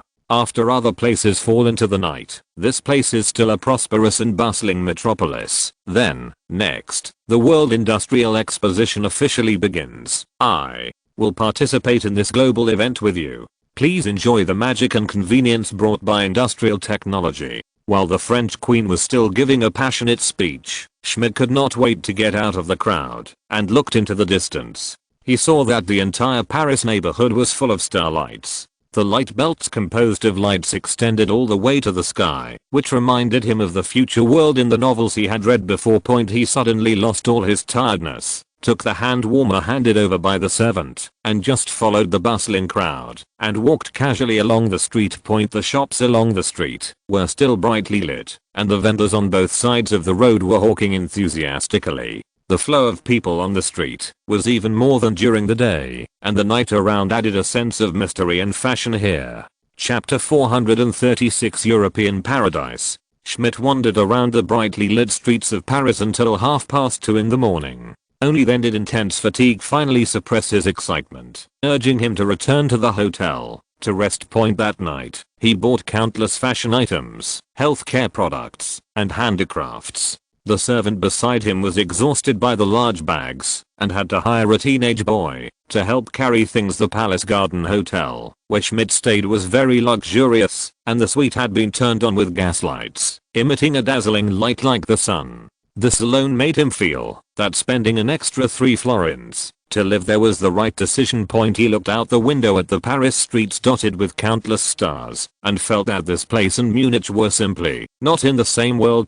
He thought of the neat and bright streets, the bustling crowds, especially the fashionable and beautiful French beauties, and the dazzling array of exquisite products in the shop windows. He tasted the delicious aroma of shrimps, oysters mixed with nuts in his mouth. That was what he had just eaten. North African style meal. His servant threw a lot of things on the table, rubbed his arms that were about to cramp, and looked out the window at the bustling city night scene with his master's gaze. He couldn't help but sigh loudly. "Oh, I think heaven may be like this, right?" Schmidt did not laugh at him for his lack of experience as usual, but nodded subconsciously. At 6 o'clock the next morning, Schmidt, who had only slept for about 3 hours, was awakened by the hotel attendant's knock on the door. "Mr. Schmidt, you asked me to remind you in the morning. It is already 6 o'clock. "Oh, okay, thank you." Schmidt got up with difficulty, washed himself quickly, and then took the servant out and rushed to the Palais Royal.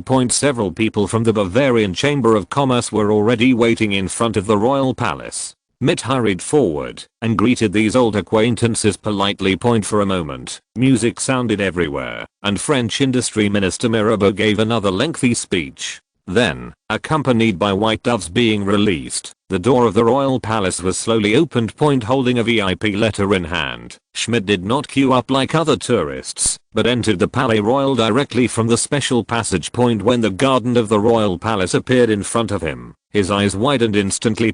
He has also participated in some fairs and exhibitions before. For example, Austria has often held European fairs since more than 10 years ago.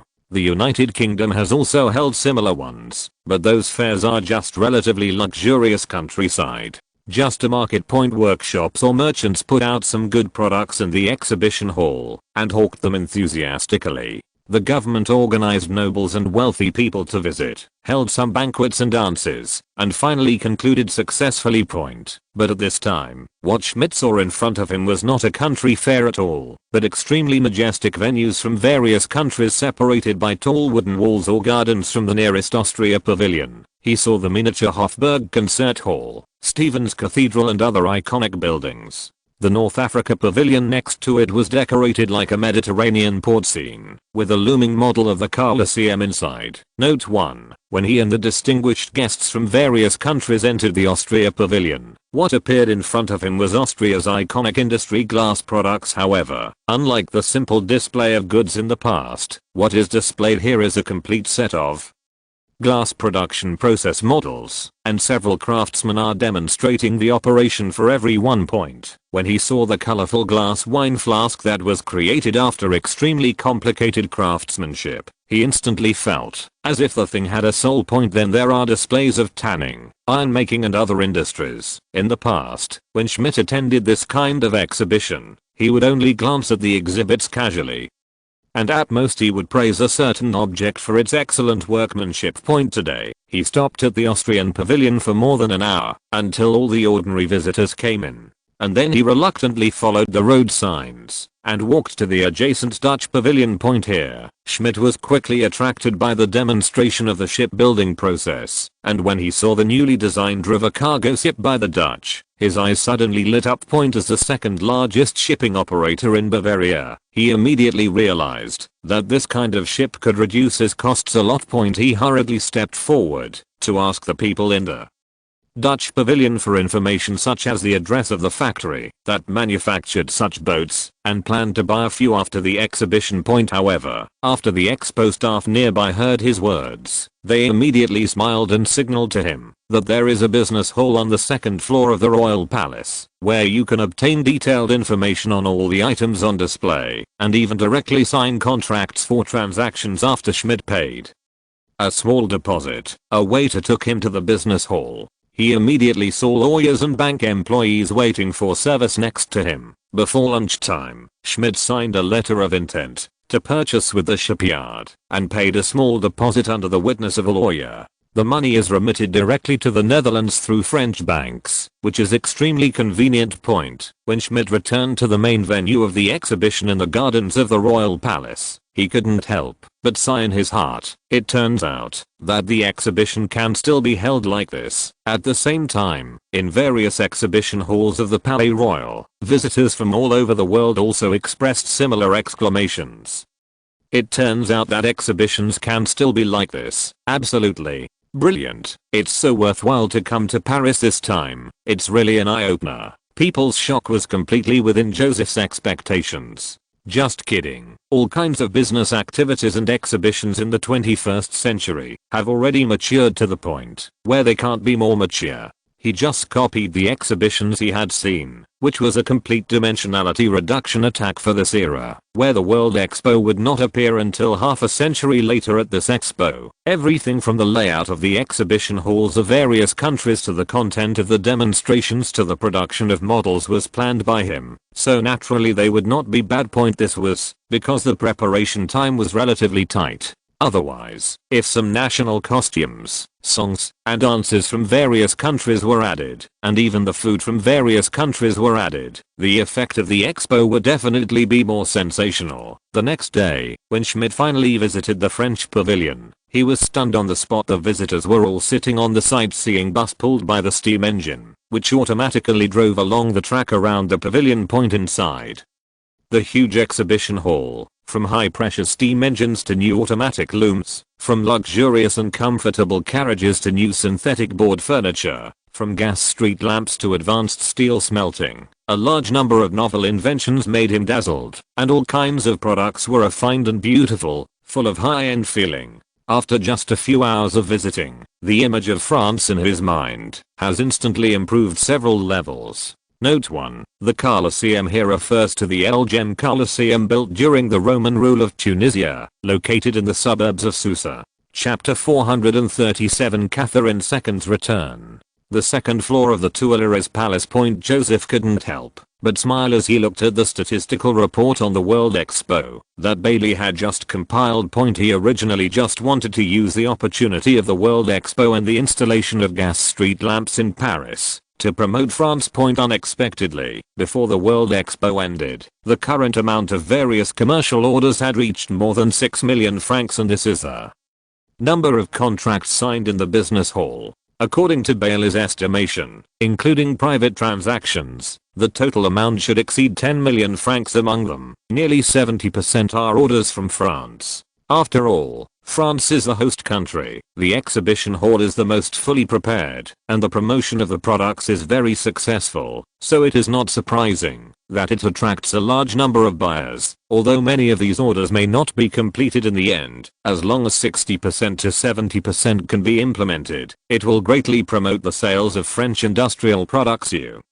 No, this is just an exhibition, and buyers are still trying to get the products when these goods flow into the markets of various European countries, are recognized by local people, and form a stable demand. That is when the sales of French industrial products will explode. Thanks to the Treaty of Eden signed by France and Britain, and the Treaty of the Rhine-Seine signed with half of the German countries, these goods will not encounter too much obstacles to enter the above countries after the funds are recovered. A positive cycle of production, sales, funds, research and development will be formed. In addition, Joseph provides guidance for the industrial development of France. It can be foreseen that France will have a very high probability of winning the competition in the first industrial revolution. However, Joseph also saw from this expo that other European countries are also paying more and more attention to industrial development. Not to mention Britain, the leader of the Industrial Revolution. Whether it is the German countries or the Italian countries, they have set their sights on the coal and steel industries and started to get in touch with steam engine technology. There is no way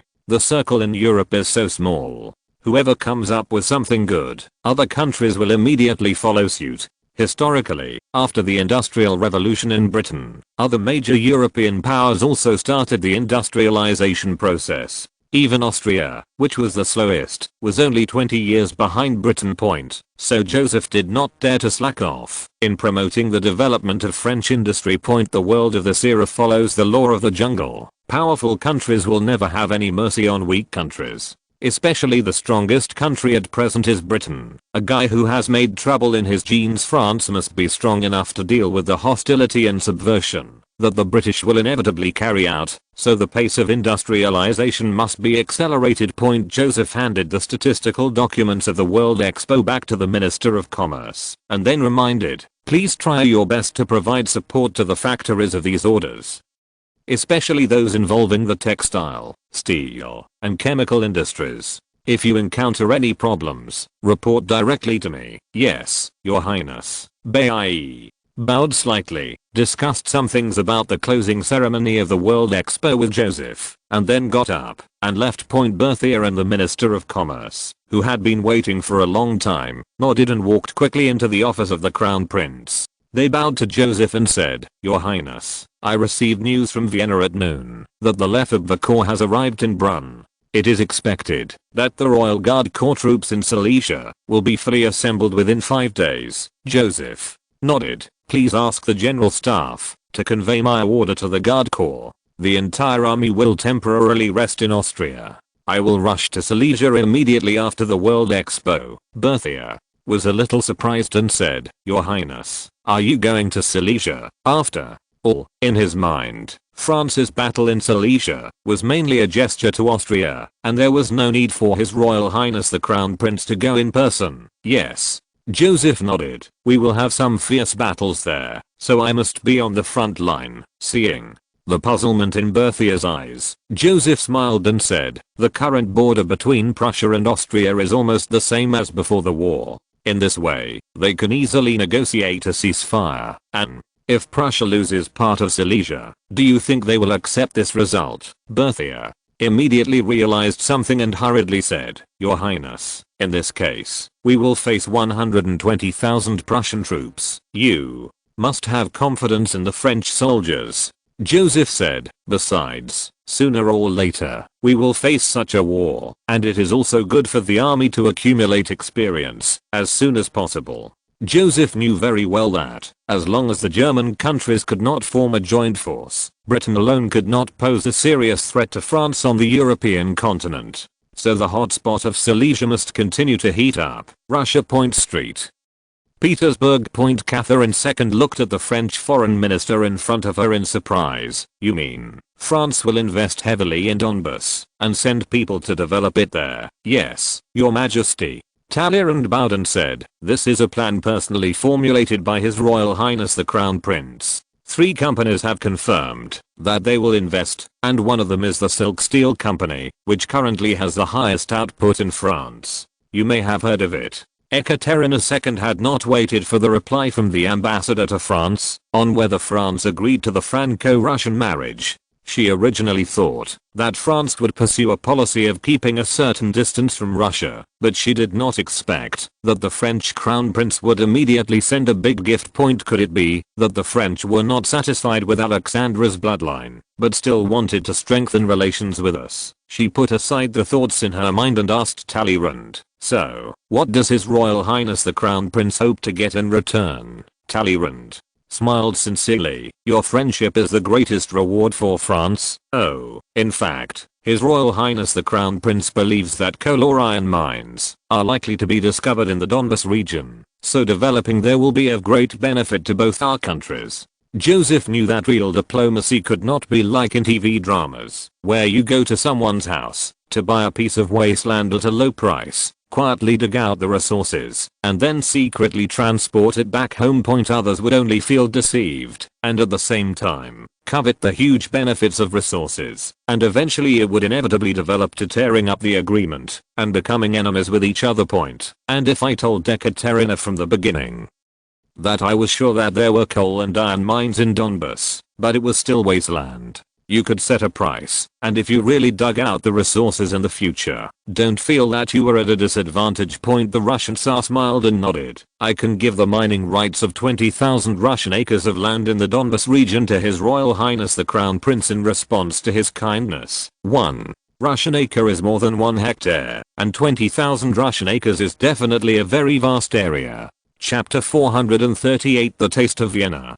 Catherine II was indeed a great ruler. Her mind worked very quickly, and she immediately continued, in addition, I will relocate 3,000 serfs to Donbas and sponsor 50,000 rubles for France's development plan. In return, I hope to obtain 1/3 of the mineral income in the Donbas region. Talleyrand immediately showed a standard diplomatic smile. Your Majesty, you know that our country will face great risks in developing in Donbas. You know, those initial explorations are unreliable, and it is very likely that only a few hundred tons of small ore will be dug out in the end. To be honest, 3,000 serfs are indeed helpful for the development work, but Joseph has already prepared other laborers, and even without these people, the work can still be started as usual. As for 50,000 rubles, it is almost equivalent to 200,000 francs. Investing in a place as big as Donbas will not make any splashes. In fact, Joseph was going to give heir some profits. After all, mining on other people's land is easier to do with interests, but he gave Talleyrand the authority to give Russia 20% of the profits, and heir's appetite is a bit too big. Talleyrand considered, Your Majesty, this development is entirely a risky decision made by His Royal Highness the Crown Prince, and you should not bear the risks, such as the staff you want to send, or sponsorship. He did not wait for heir to object, and immediately added, but when I left Paris, His Royal Highness also told me to share 10% of the profits, to show his respect for you. Oh, by the way, His Highness also said that, if large mineral deposits are really discovered in Donbas, then investment will be made to build and expand the port of Kherson. Catherine II narrowed her eyes slightly. The river connecting the Donbas region and the Crimea's estuary is called the Dnieper River, and Kherson Port is the port where the Dnieper River flows into the Black Sea. Talleyrand was reminding her of the importance of developing the Donbas region for Russia's control of Crimea. Crimea is Russia's only foothold for trade with the Mediterranean coast, and successive Tsars have spared no effort to take it over.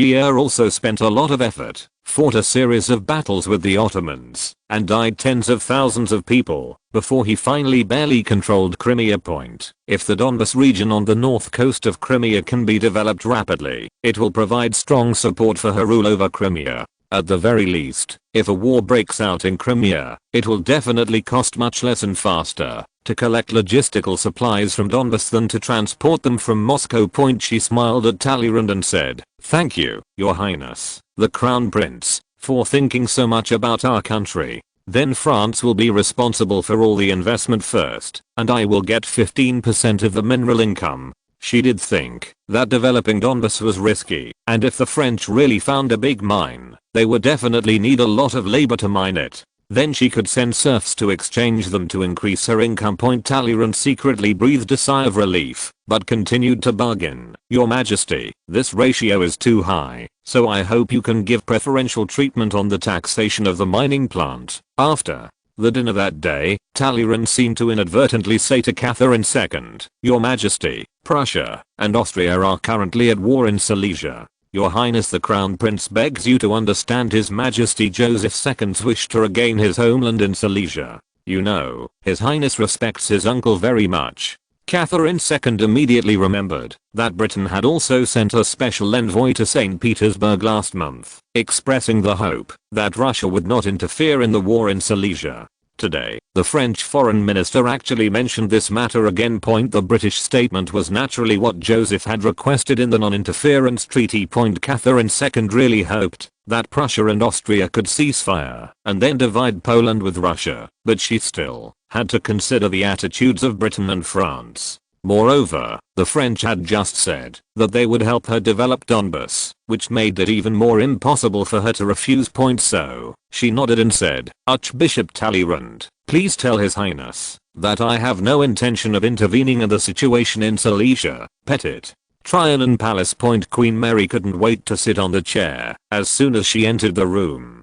She looked very tired, but her face was full of smiles. "Ah, what a great event. You see, the whole of Europe is paying attention to Paris, and everyone is constantly exclaiming, 'Everyone.'" She stretched out her white and tender feet and helped the maid to change into comfortable shoes for her, and sighed. "Joseph can always come up with these wonderful ideas. How much God favors his little head." "Oh, fortunately, the expo will be held in Lyon in 3 years. It's really tiring to host such a grand event." She just hosted the closing ceremony of the World Expo and then rushed back to the Palace of Versailles from Paris. The Countess de Berniac next to her reminded, "Your Majesty, there will be Paris Fashion Week in 2 months. You may have to host the opening ceremony. After all, you are the symbol of French fashion." "Oh, God." Queen Mary exaggeratedly supported her forehead, but her eyes caught a glimpse of several plates of exquisite desserts on the small table in front of her. "It's this Viennese vanilla shortbread cake." She was immediately surprised and carefully raised her hand to pinch a small piece and put it in her mouth. The sweet taste and crispy texture spread between the lips and teeth. Queen Mary instantly closed her eyes in ecstasy and nodded in satisfaction. HMM. After she tasted several other desserts, she suddenly looked at the maid. "These are definitely not made by Mr. Céline and his friends. They taste so good." Céline is her chief cake chef. Although his skills are top notch, he can't make this kind of Viennese flavor. "It's Miss Delvaux's masterpiece, Your Majesty," de Berniac said on the side.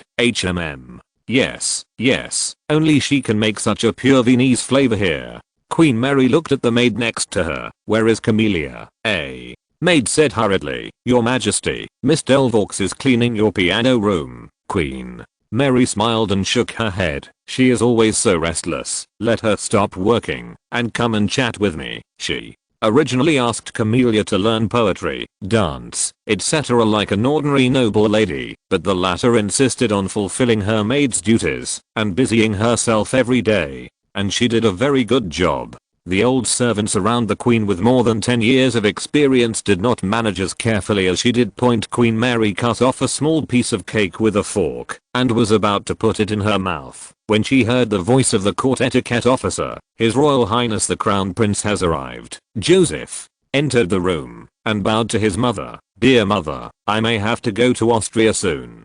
millimeters. This smells so good.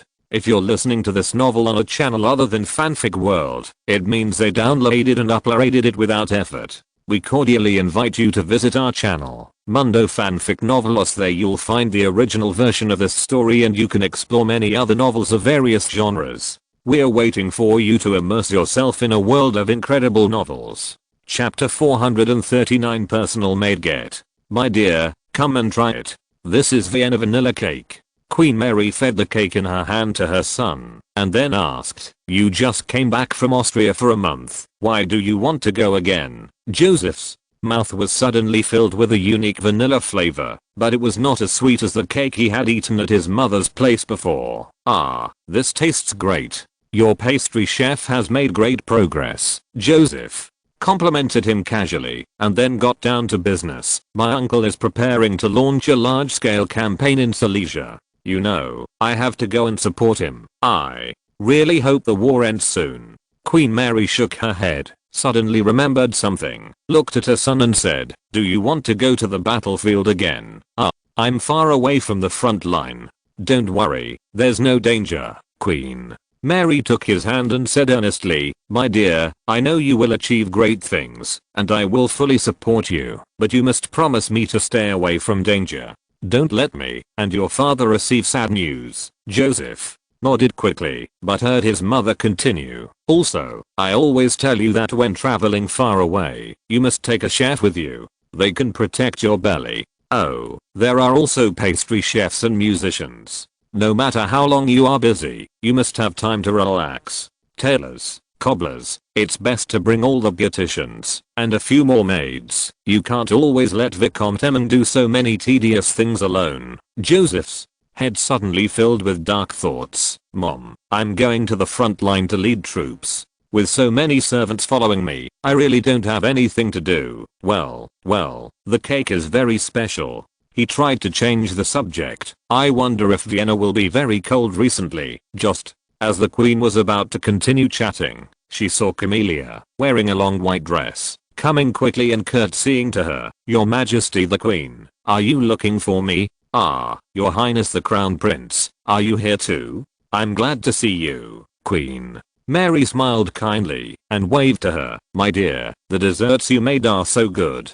I think Mr. Sicilian is going to get nervous in his seat." "Haha, my mother taught me this," Camelia said. "She used to work as a pastry chef at Archduke Ferdinand's house." Queen Mary looked at the sweat on her forehead and said softly, "Just leave the cleaning and other things to Bettina and the others. You don't have to." When she said this, she suddenly remembered that her son had just praised Camelia for the delicious cakes she made, and that this girl was very hardworking and capable. She could do the job of several maids by herself. She suddenly felt something in her heart. If she were allowed to follow Joseph to Austria, she would be able to take care of herself along the way. "At least I can take care of his diet." Queen Mary immediately looked at Camelia. "My dear, are you willing to help me take care of the Crown Prince's food and daily life, and go to Austria with him?" Camelia's heart suddenly beat violently, and she couldn't help but think of the teacher's words.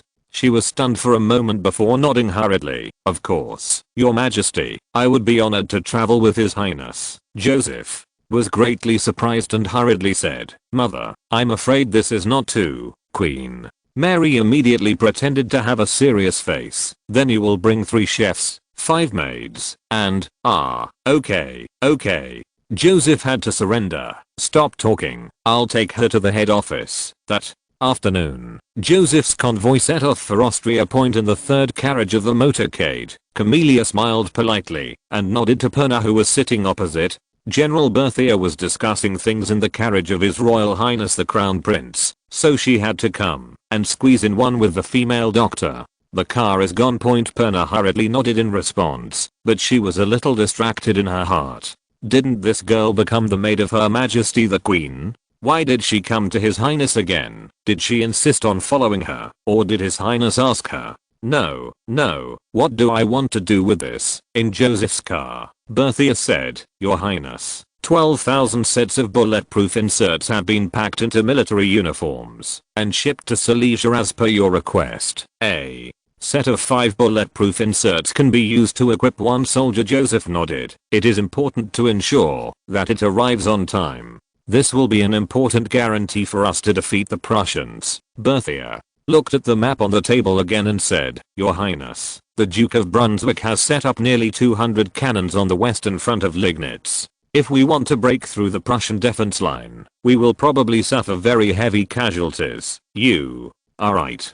Joseph also looked serious. Silesia is different from the southern Netherlands. This is a purely enemy occupied area and a key business area. Legion mobilization and material supply can be very efficient. The situation facing the French army will be very difficult, so we must avoid storming the Prussian frontal defenses. Southern Donbass. Yekaterinouslav Point. This weird place name commemorates Catherine II's great achievements in seizing Crimea Point. However, at this time, except for a very sloppy town, it is basically a wasteland point. Well, the entire vast land from Donbass to Crimea has a population of less than 700,000, and the area here is larger than the Netherlands plus the southern Netherlands. Viscount Olivier, the boss of Hilk Steel Company, was standing on a bare hilltop, feeling extremely uneasy. He invested half of his fortune in Russia this time. If the giant coal and iron mine mentioned by His Royal Highness the Crown Prince is not found, he will face the risk of bankruptcy. A captain rode over and shouted, Captain, the hard labor has arrived. How do you want to arrange it? There are 170 people in the Donbass Development Group, and Viscount Olivier became the head of the group because he invested the most. The deputy head is Captain Lemaire, who was a lieutenant in the Guards Corps and was sent by Joseph to manage the military affairs of the development group. Viscount Olivier looked down the mountain with a telescope, and sure enough, there was a winding team looming in the weeds, with at least 1,000 people. He pulled the reins and followed Lemaire back to the camp. Nothing to arrange, just let them level the ground and use weeds to make something to keep themselves out of the wind and rain. In this damp place, they won't be lazy without us urging them. After a while, the two of them returned to the camp with their guards. The so-called camp was actually a large flat and open space with 7 or 8 wooden houses and large tents built on it. At this time, hundreds of coolies wearing North African style clothes and with disheveled hair and dirty faces had already poured into the camp. Lemaire hurried forward and ordered the soldiers, let them expand the camp and build shelters. They will have food only after they finish the work. Immediately, someone shouted to the coolies in Arabic, and the crowd dispersed, each picking up tools and starting to get busy. These people were the labor force for Joseph to develop Donbass. Some of them were prisoners of war from Algiers and Tripoli, and the black-skinned ones were from the Moroccan Guards. After several wars in North Africa, the number of prisoners was not large, but there were still 3,000 or 4,000 people, and these prisoners were all strong laborers. Algiers did not dare to submit the matter of returning the prisoners. According to the Ottoman tradition, even if the soldiers were captured and could go back, they would be severely punished, and some would even become slaves. Therefore, many prisoners of war in Tripoli were unwilling to go back. Of course, even if they wanted to go back, Joseph would not let them go. Chapter 440 Super Coalfield. In fact, as long as France does not tell them, Osman himself does not know whether the troops who have not returned were captured or killed in action, and they will basically be treated as dead in the end. In addition, due to the enthusiastic help of the Maori people in New Zealand, the basic construction of the town has been completed. At the beginning, thousands of Tunisian guardsmen who were sent to work as coolies still survived, and they could be transferred to Donbass at any time, if necessary. Generally speaking, the biggest obstacle to developing a deserted land like Donbass is manpower, and Joseph happens to have a lot of free labor in his hands. There was no such thing as the Geneva Convention in this era.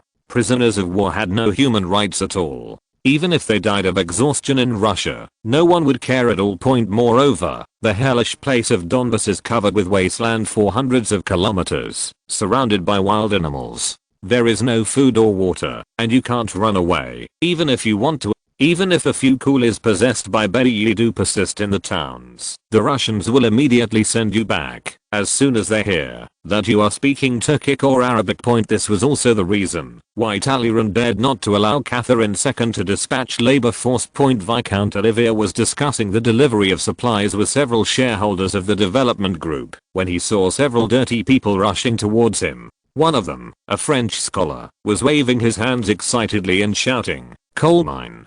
I found the coal mine!" Exclamation mark. There is really a big coal mine. Viscount Olivier and others were all ecstatic. His Royal Highness the Crown Prince was indeed right.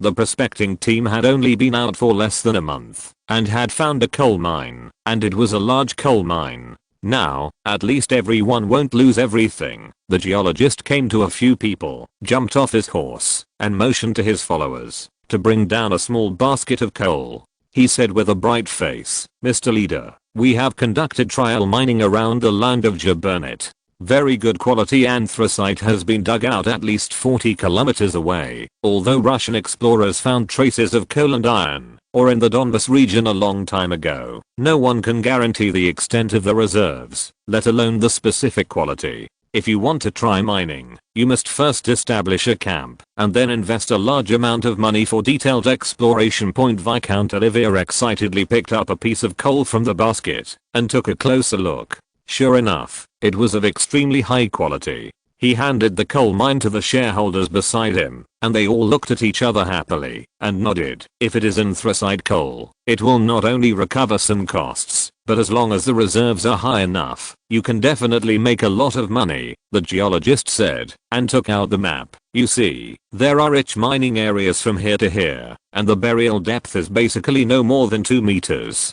I had people dig 7 points with a depth of more than 10 meters and found that there are still seam. Viscount Olivier and others could no longer hold back, cheering loudly and throwing their hats into the air or hugging and slapping each other excitedly. "Long live His Royal Highness the Crown Prince. Thank you, Son of God, for your guidance. Thank you for God's gift. His Royal Highness the Crown Prince is indeed right. We are rich. Haha, yes, I'm rich. I'm afraid I can earn millions of francs from such a large coal mine." If Joseph heard this news, he would not be surprised at all. He had known for a long time that the Donbas region was extremely rich in coal and iron resources. The Donbas coalfield even supported more than 70% of the industrial production of the later Red Empire. In fact, what Viscount Olivier and his colleagues have discovered is only a drop in the bucket. The entire South Donbas coalfield covers an area of 15,000 square kilometers, and most of them are extremely shallow open pit coal mines that can be easily mined manually. In fact, at this time, the prospecting team sent by the development team to the Krivoy Rog area had discovered high reserves of iron ore, but because it was a little farther away, trial mining was still underway. Although the quality of the iron ore in Donbas is not high, its reserves are extremely rich, with later proven reserves exceeding 3.5 billion tons. Combined with the coal here, which costs about the same as stone, iron ingots can be refined at extremely low prices, so the mining value is still very high. In the future, after a large amount of coal and iron ore is mined here, the high quality ones will be shipped back to France, and the unused ones can be sold to Russia on the spot, or sold to the countries along the Mediterranean through the Crimean port. The speed of making money is simply incredible. Faster than robbery. The most important thing is that this coal and iron resource, which was historically controlled by the British, will no longer have anything to do with the British. France finally obtained a source of anthracite coal, which was extremely important in the Industrial Revolution. Prior to this, all anthracite coal in France could only be purchased from the United Kingdom, and its local coal mines were low quality coal with extremely high sulfur content. This is also one of the important factors historically why France has never been able to catch up with Britain in the early stages of industrial development. Although France seems to have received huge benefit in Donbas, Russia will also be very grateful to France. Not to mention the contribution of the development of Donbas to Russia's control of Crimea. Russia will soon enter the startup stage of industrial development, and the demand for coal, iron ore is increasing rapidly. If there were no coal and iron mines mined by the French, They would have to transport coal and iron from the remote Uralsk region to Moscow, and the cost would be at least 30% higher. As for saying that this would speed up Russia's industrialization process, Joseph was not worried at all. Russia's social system and technical capabilities were completely unable to threaten France's industrial status. It would be perfectly acceptable if Russia's low-end industry was allowed to develop slightly faster and France could make a lot of profits from it. Viscount Olivier suddenly thought of something, motioned everyone to be quiet, and then said very seriously, "The discovery of the large coal mine must be kept strictly confidential." "Yes, master." After everyone dispersed, Viscount Olivier immediately took the money and rushed to Kursk. He was going to buy land. Before Archbishop Talleyrand told him that the Russian Tsar promised that the development group could buy land in the Donbas region at a price of 1 ruble per Russian acre. He didn't dare to invest too much at first, but now it seems that he should definitely listen to the advice of His Royal Highness the Crown Prince and buy all the places where minerals may be discovered. Vienna. Schönbrunn Palace. At the Grand Ball, to welcome the French Crown Prince, the Austrian nobles danced to their heart's content, but the protagonist of the ball, Joseph, had no interest in dancing, but was talking to Leopold II on the wooden stage next to the band. "You can fully trust the combat effectiveness of my army," Joseph said. "So, although my plan is a bit risky, it can also help us win." Leopold II looked at him in surprise. He had heard that the French Crown Prince had commanded troops in North Africa and the southern Netherlands, but he thought it was just a boy playing an adventure game. After the two of them had just discussed the battle in detail, he realized that the boy must have really participated in the battle and was quite familiar with military affairs. Chapter 441. Stubbornness and Conservatism. "Your Highness, what do your generals suggest about this plan?" Leopold II asked hesitantly. Although he was not very proficient in military affairs, he had at least attended military school for 2 years, and the battle plan just mentioned by the French Crown Prince sounded too radical. Joseph smiled and said, "My opinion is their opinion." "Okay, I understand." Leopold II lowered his head and took a sip of wine, nodded. "I will seriously consider your plan and suggest that Marshal Lacy try to cooperate with you. We will surely win." Joseph raised his glass to indicate, "Cheers to the Franco-Austrian alliance." "Cheers to the Franco-Austrian alliance." Just as Joseph and the Crown Prince of Shinra were discussing the Silesia War, a pair of eyes in the corner of the ballroom were staring viciously at Camellia standing behind him. "Smelly bitch." The owner of the eyes gritted his teeth and whispered, "I will definitely make you and your French master pay the price." This person was Baron Walter, the cousin of Leopold II's wife. After the last false accusation, he was confined by his angry brother-in-law for more than a month, and he was just released not long ago. And he also paid 150,000 florins for this matter, which was almost all his wealth. In fact, he could still tolerate all these, but he was ridiculed by his friends when he boasted to them that the girl could not escape from his palm, which made him angry and ashamed when he thought about it. After cursing and insulting inwardly, he sat down dejectedly. All of Austria was counting on the French to help them make a breakthrough in Silesia. At this time, not to mention him, even his brother-in-law had to be polite to the boy. He didn't know that Camellia would come, and he had no interest in attending the ball at this time, so he found an opportunity to slip out of the hall. Silesia. Southwest border of Liegnitz. Marshal Lacy, the commander-in-chief of the Austrian army, handed the letter just sent from Vienna to the officer beside him and said with a gloomy face, "The French don't understand what war is, and the Crown Prince asked me to cooperate with them." General Wurmser took the letter in surprise, quickly glanced through it, and immediately showed a disdainful smile. "They are really crazy. They actually want to concentrate all the cannons in Furleby." Neuendorf, who was standing aside, took the letter and frowned immediately. "Moving all the cannons to the west will make our army lose its defense capability on a very long front. Before we launch an attack, the Prussians will break through our positions first and even enter Königgrätz." Furleby is the west side of the Prussian and Austrian front. and Königgrätz is an Austrian province adjacent to Silesia. Yes, according to Joseph's battle plan for Silesia, the first thing to do is to end the artillery confrontation between the Prussian and Austrian armies. Both Prussia and Austria deployed more than 200 cannons on the long front. In this situation, no matter how brave the army is, no matter how much casualties it is determined to pay, it is difficult to break through the opponent's defense line. This is absolutely acceptable for Prussia, which wants to defend Silesia. But for the attacking Austria, such a situation is a huge failure. So, after discussing with Berthier, he decided to gather the Austrian army's artillery scattered on the battle line of dozens of kilometers and concentrate on blasting the Prussian defense line.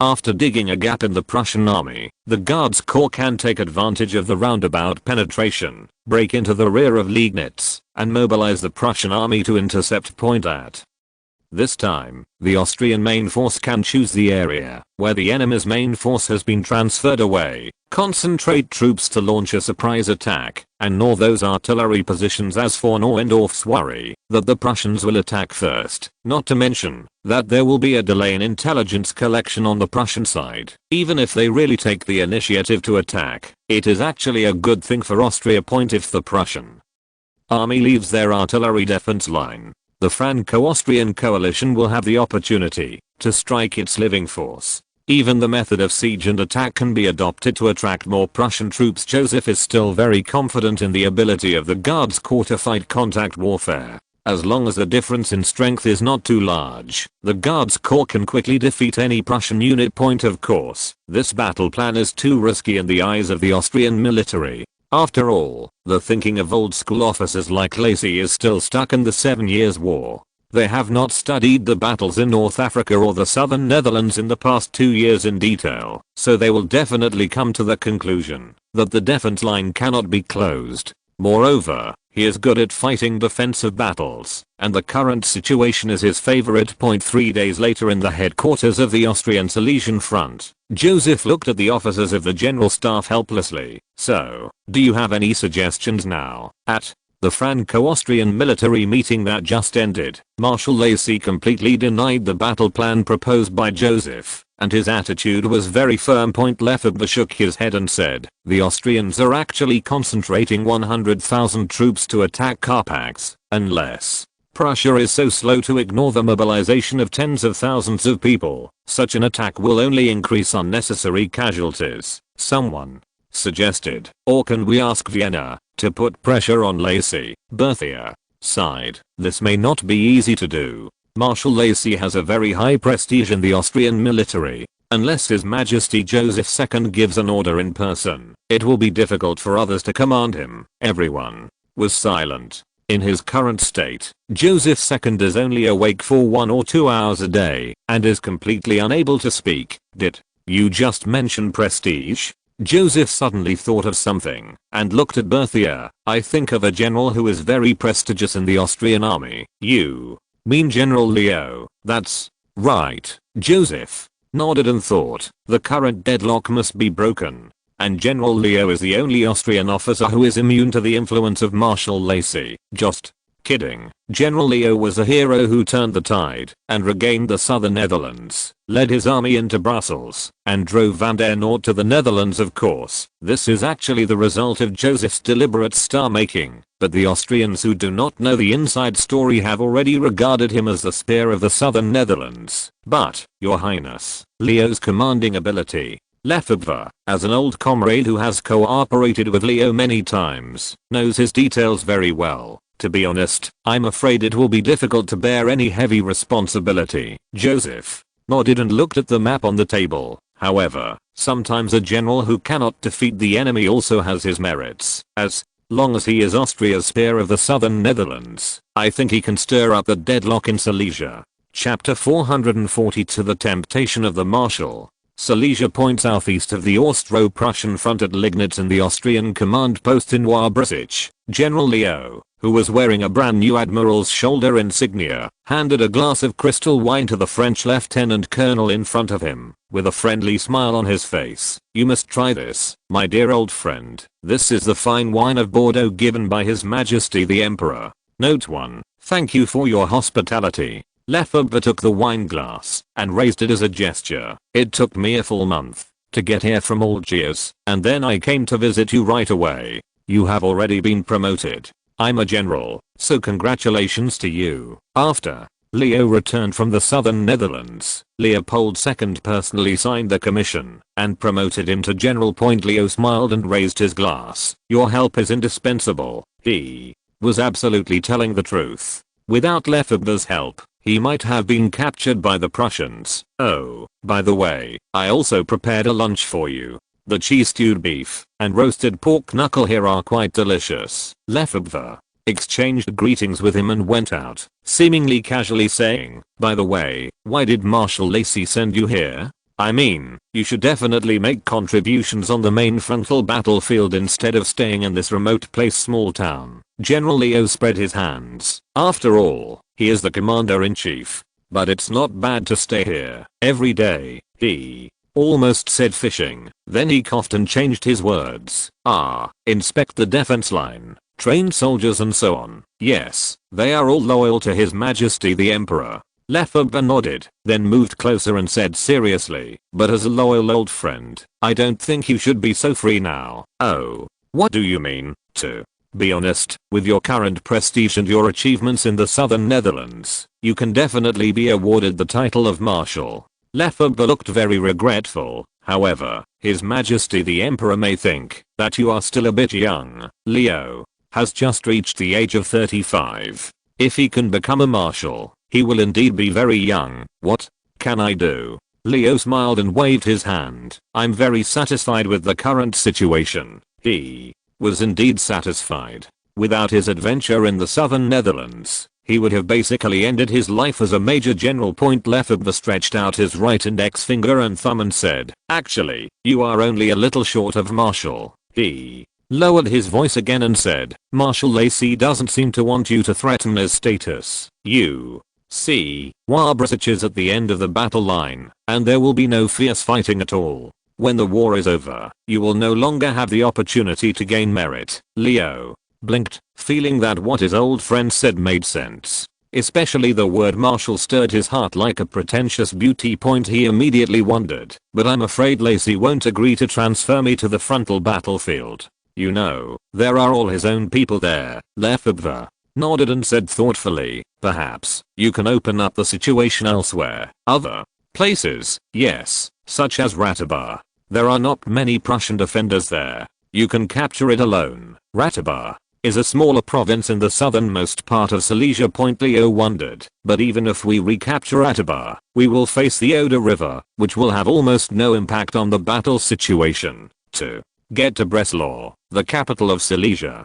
from Ratibar, you have to cross the Oder River. Prussia only needs to send a small number of troops to defend along the river, and it will be difficult for the Austrian army to attack it. The Prussian army could move down the Oder River from Breslau, quickly deploy troops on the north side of Ratibar, and take it back. However, south of Ratibar is the Sudeten Mountains, and it cannot threaten the Austrian mainland from here. So both sides of the Silesian War paid little attention to Ratibar. Lefebvre smiled slightly. All you need is a little merit to be promoted to marshal, and recovering the land of Silesia, no matter where it is enough for you to become marshal. Leo's eyes suddenly lit up when he heard this. Yes. Why didn't you think of this? When he is promoted to marshal, he can return to Vienna and enjoy the blessings. As for the situation in Silesia, that is Lacy's business. Thank you so much. He looked at Lefebvre with some excitement. You always give me the most correct advice. This was the case in the southern Netherlands.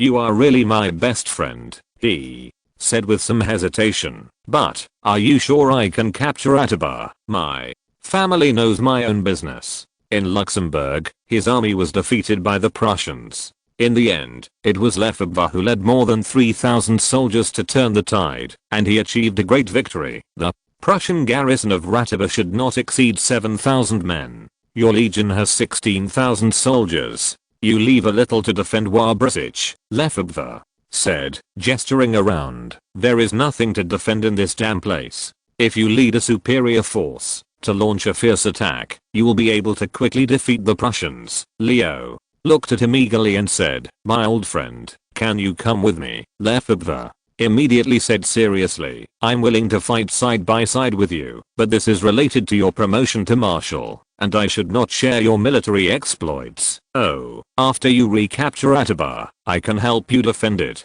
I promise. Lefebvre then said a lot of encouraging words, and after a while, Leo's eyes finally became firm. 3 days later, Leo looked at the hazy Ratibar in the clouds and turned to the staff officer. Have the Prussians made any unusual movements? Not yet, General. The enemy troops are hiding behind the town's defense line. Leo nodded and ordered the soldiers to pay attention to concealment. Launch the general attack as planned at 10 o'clock. He brought 12,000 troops this time. According to Lefebvre, as long as they launched a fierce attack unexpectedly, they would soon win. Yes, General. 2 hours later, the artillery of Leo's army appeared on the southwest side of Ratibar, and two 12-pound guns and 7 6-pound guns roared at the same time. After more than 20 rounds of artillery fire, a large group of Austrian infantry formed a column and attacked the Prussian positions from the west and south with the sound of military drums. Leo had been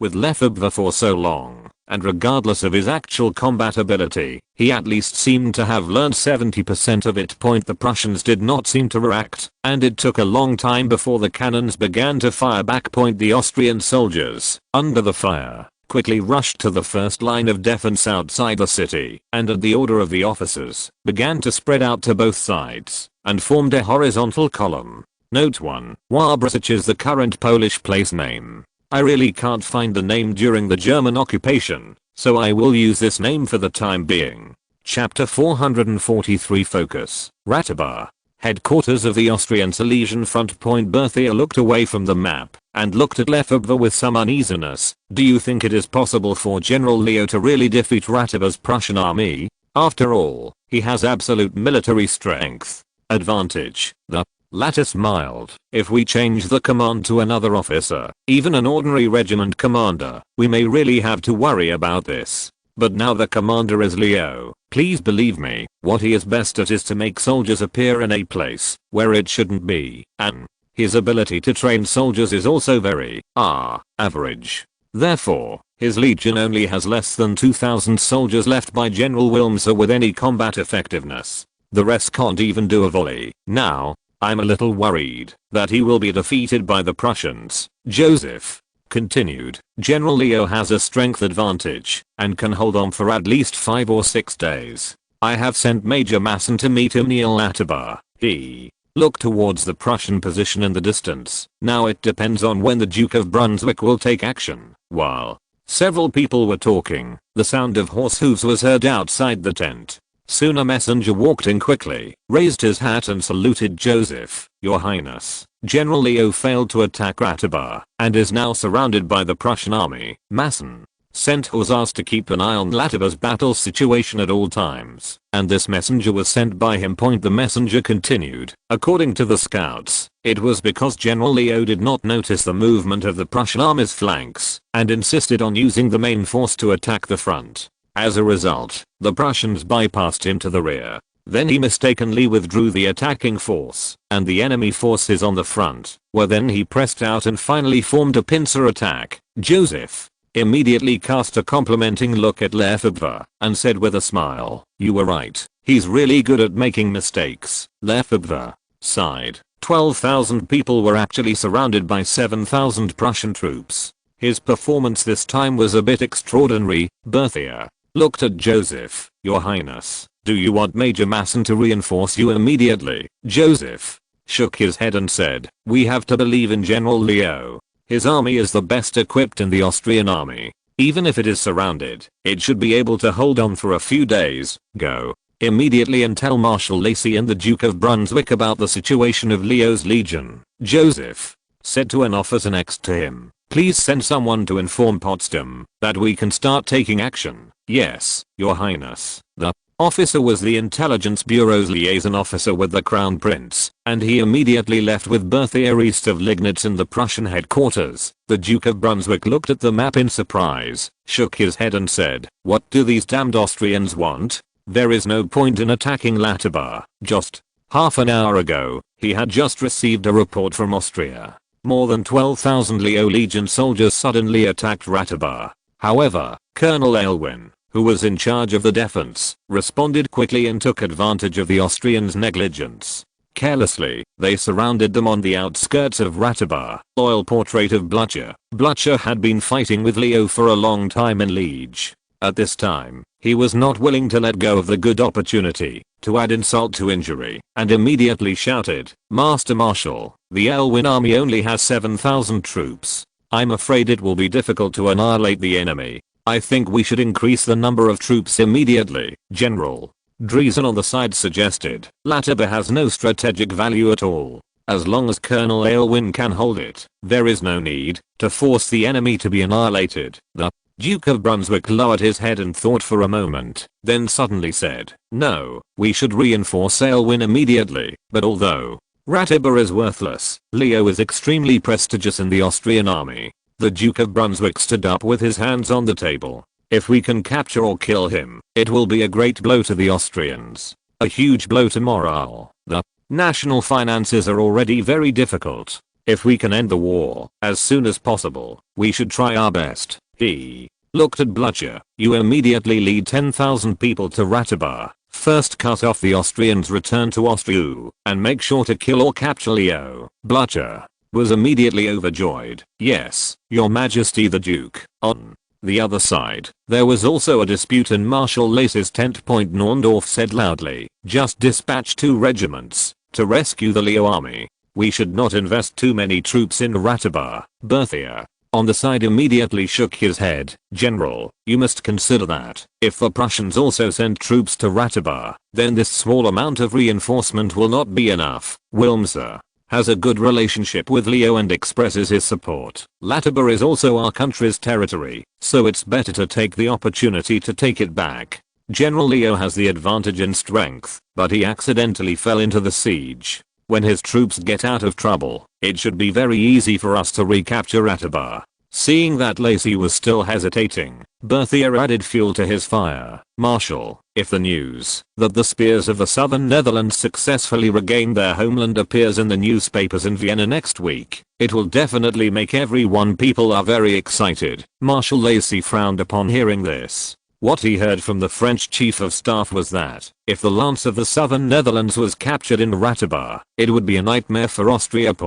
And if this famous general had an accident, His Majesty the Emperor would definitely blame him as the commander-in-chief. Thinking of this, he no longer hesitated, and turned to Wurmser and said, "You will lead 10,000 soldiers to Ratibor to reinforce immediately." "Yes, Marshal." At the same time, in Potsdam, the political center of Prussia, the streets and alleys were discussing the victory of the army in Ratibor. All the front pages of newspapers were the Austrian army invading Ratibor was defeated by the Aylwin Corps, and Leo will be captured. Ratibor's great victory, 12,000 Austrian invading troops were surrounded, and so on. As for the pamphlet, it directly raised the number of enemies killed to 30,000, and the pride of the Austrians, Leo has been captured. At present, the Austrian army is desperately trying to stop him from being sent to Potsdam for public trial. Of course, these are the rhythms set by the French intelligence agency's spies in Potsdam. Spreading this kind of news, that the Prussians like to hear, is simply the easiest job for spies in the Palace of Versailles. William II was also very excited. Although various news were flying around, and it was not certain what the situation was in Ratibor, it was a foregone conclusion that Leo was surrounded. The Silesia war situation had been deadlocked for so long, and finally there was a major breakthrough. After a brief discussion with Prince Heinrich, he immediately drafted a commendation order, promoted Aylwin to Major General, and praised the Duke of Brunswick. Just 3 or 4 days later, the eyes of the entire German region were all focused on the inconspicuous province of Ratibor. A total of 40,000 troops from both Prussia and Austria are heading there, ready to fight to the death with Leo as the stakes. Chapter 444. Let me add fuel to the fire. General Leo, who was used as a bargaining chip, was on the verge of crying point. When he was in the southern Netherlands, he was able to win every battle with General Lefebvre, which gave him the illusion that I can do it myself. At this time, looking at the Prussians in the west, north and east directions, with the Sudeten Mountains to the south, He had regained a clear understanding of himself. The enemy was not in a hurry to attack. Instead, they set up infantry lines on all the main traffic roads, with artillery deployed on both sides, and cavalry mobile support between the lines of defense. Leo has launched more than 10 charges in the past 5 days, but he was beaten back every time. At this time, there was a strong pessimism everywhere in his legion. If it weren't for his reputation as the spear of the South Netherlands, morale would have collapsed long ago. Seeing in the telescope, the cannons that tried to approach the enemy's defense line quietly were driven back by the Prussian cavalry. Leo slumped on the chair and couldn't figure out why the cannons of the left of the corps could stick to the enemy's face, explode violently, and then leave calmly, but you can't do it at all. If I had known better, I wouldn't have left so many soldiers in Wałbrzych. Leo was secretly feeling sad when his staff officers suddenly ran over quickly and said loudly, "General, it seems that an army has appeared to the west of the Prussian defense line." Great. Leo stood up with a bang, rubbing his hands excitedly. "Lieutenant Colonel Lefebvre must have saved me. Quickly, tell the soldiers this good news, and let everyone hold on." However, more than 3 hours had passed, and there is still no movement from the French reinforcement. Leo suddenly became nervous, and kept asking his staff, could that be Prussian reinforcement gathering to attack us? I don't know this. The staff officer thought, the enemy's line formation has not moved. It should not be an attack. If reinforcement arrive, the original infantry lines will have to move to make room for the extra troops. Leo was slightly relieved, and then he heard the sound of cannon coming from the northwest. He suddenly became excited, and hurriedly ran to the highest point of the command post. His command post was located on a low hill, and looked with his binoculars in the direction of the sound of gunfire, and saw smoke rising very far away, and rise, not the Prussians who surrounded us.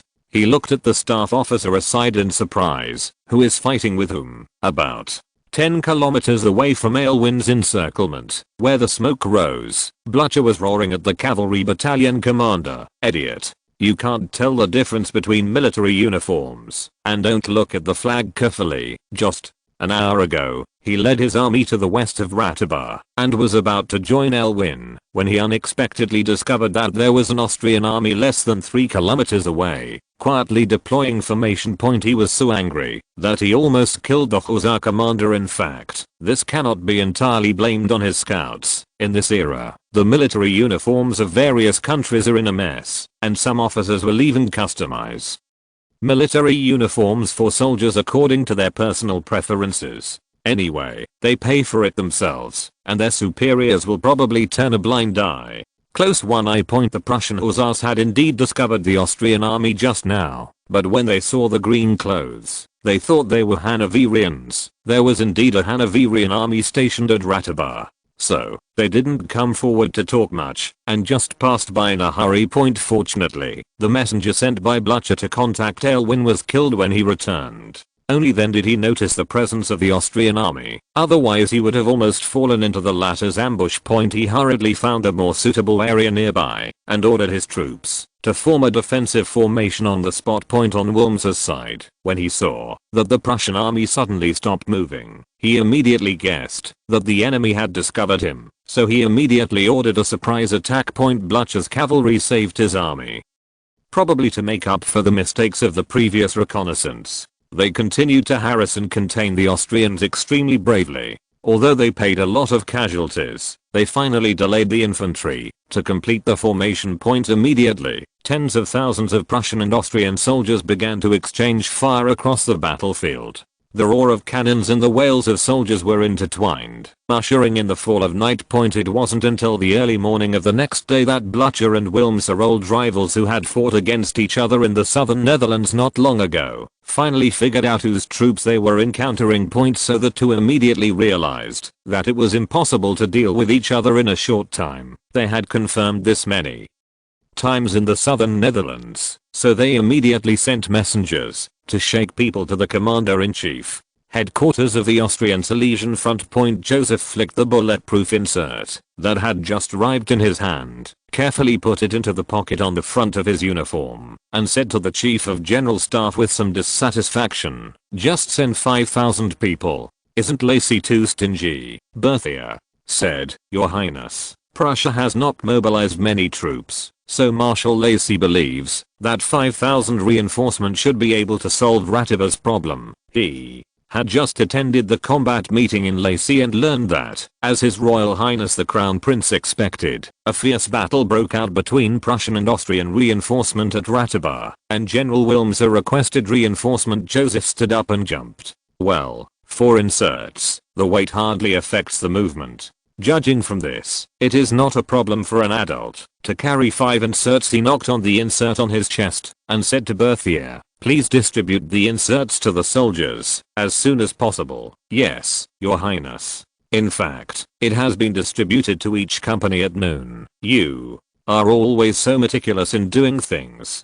Joseph nodded, praised, and then walked out of the tent. "Now, I have to add fuel to the fire in Latibor. Otherwise, if Marshal Lacy is so stingy, I don't know how long it will take for the opportunity I want to appear." 20 minutes later, Marshal Lacy widened his eyes, looked at the young French crown prince, and said in surprise, "Your Highness, you really don't need to do this. It's meaningless to invest so many troops in Ratibor." "No, Marshal, General Leo is my old friend.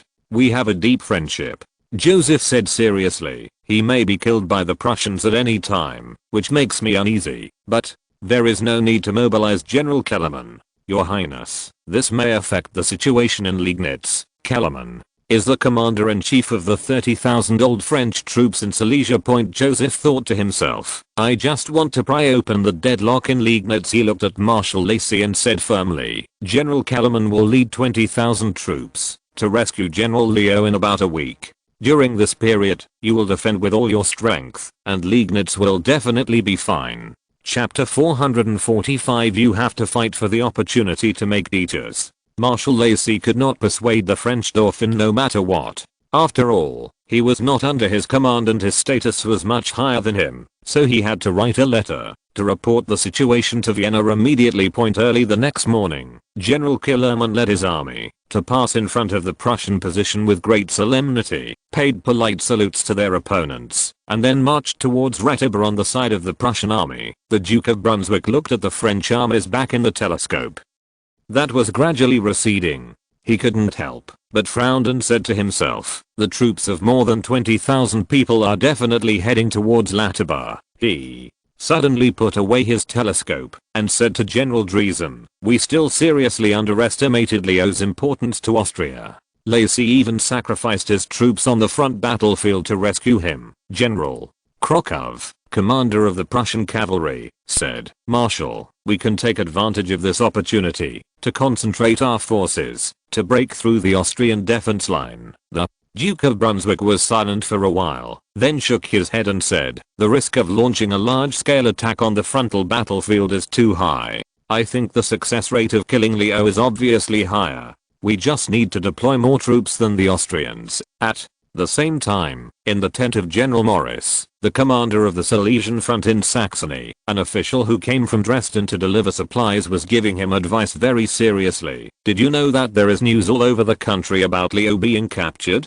It is said that Leopold II was going crazy. He had just received money from a businessman the day before yesterday. It was said that the latter had a grudge against Leo, so he paid him a large sum of money to persuade General Mosley to kill that Austrian bastard." Of course, the so-called Saxon businessmen were people from the French intelligence service.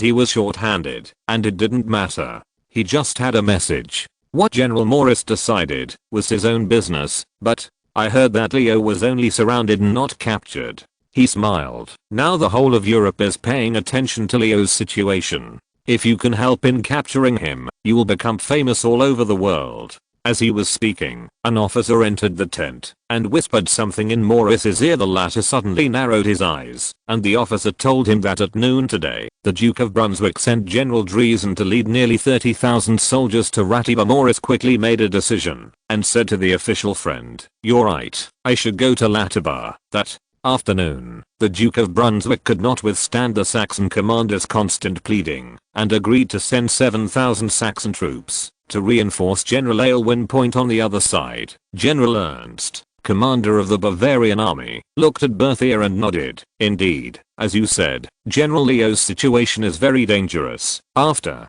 the rebels in the southern Netherlands were suppressed, the Archduke of Bavaria, Karel Turtle, had no intention of exchanging there. The southern Netherlands was devastated by the war, and at the same time, the Walloon region was involved in French interests. How could it no longer looks like it can build the Burgundian dynasty? Therefore, Turtle has always wanted to withdraw from the Austrian-Palestinian alliance. At least he does not want to continue to get involved in the troubles between Prussia and Austria. But he is worried about offending Austria, so he still maintains an army of more than 6,000 people fighting in Silesia. General Ernst naturally knew what his king meant, and at this time he felt that Ratiba was a good opportunity point. If he could participate in the rescue of Leo, an important figure in Austria, and let him help speak a good word in front of Leopold II, Bavaria might be able to withdraw from Silesia. Early the next morning, he personally led the main force of the Bavarian army and quietly rushed to Ratiba. In this era of extremely backward communications, as long as he kept a low profile, leaving the station for a week or two would not alarm Marshal Lacy at all. At this time, in the entire area around Silesia, the only one who did not set his sights on Ratiba was Joseph and his guards corps. Your Highness, Breslau is ahead. Berthier reined in his horse and pointed to the place where the river disappeared into the hills in the distance. Look, that is the Bull River. Joseph was not too impressed with the terrain of Silesia, so he took out a map and compared it, then nodded and said, "Ask the chasseurs to expand the search area. The Prussians may not take the shortest route." "Yes, Your Highness." Berthier gave a few instructions to the herald, then urged his horse to follow the pace of the Dauphin and others. "Yes, they are inspecting the battlefield at this time." The guards corps left the Lignitz front line the day before yesterday, and it took less than 2 days to rush to the junction of Oberon and Breslau on the east side. Although this is Prussian territory, almost all the Prussian troops that can be mobilized have been transferred to Ratiba, and they did not encounter any enemies along the way. Of course, Joseph's actions were also extremely risky. This is the heart of Silesia. If the Duke of Brunswick reacts at this moment and immediately mobilizes troops to cut off the guards corps westward retreat, it won't take half a day to surround them. But Joseph knew that the Prussians' attention was all on Ratiba, and the rest of their energy had to focus on the Lignitz front. His quick cut was definitely risky, but not dangerous. Most importantly, the guards corps could maneuver very quickly with the efficiency of today's Prussian army.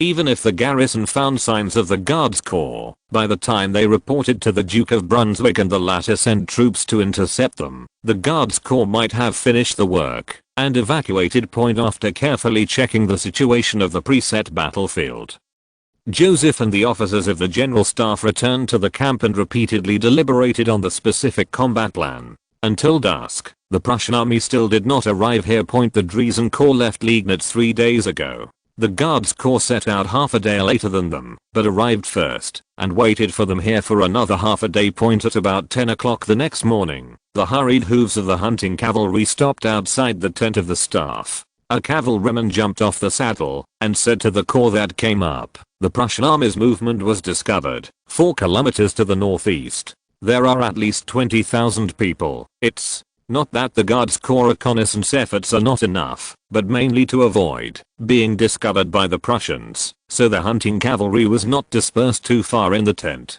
Joseph and Berthier smiled at each other. "Finally they are here. Yes, they are really slow in marching." The combat order was quickly issued to each company, and then the entire guards corps began to move. Unlike the raiding mode of other European armies, the cavalry artillery of the guards corps, under the cover of cavalry, crossed the infantry battalion and rushed directly towards the Prussian army. If you're listening to this novel on a channel other than Fanfic World, it means they downloaded and uploaded it without effort. We cordially invite you to visit our channel, Mundo Fanfic Novelos. There you'll find the original version of this story and you can explore many other novels of various genres. We're waiting for you to immerse yourself in a world of incredible novels. Chapter 446: Encircle and attack the reinforcement. Drisen was riding his horse forward with the winding marching team, turning his head from time to time to talk to the staff officer, when he suddenly heard the roar of cannons faintly coming from the side and front. The entire Prussian army queue stopped immediately, and the soldiers looked around in panic. Drisen's face also became gloomy.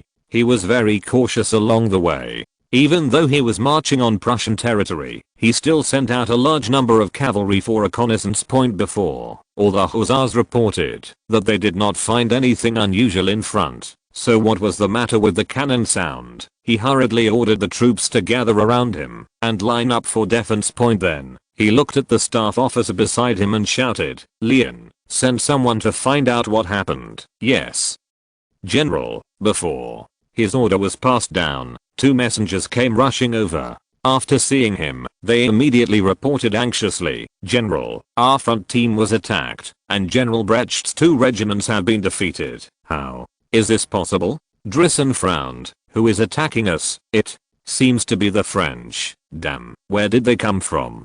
Drisen was puzzled. Logically, the artillery must be set up to ambush on the road ahead, but why didn't his hussars find it?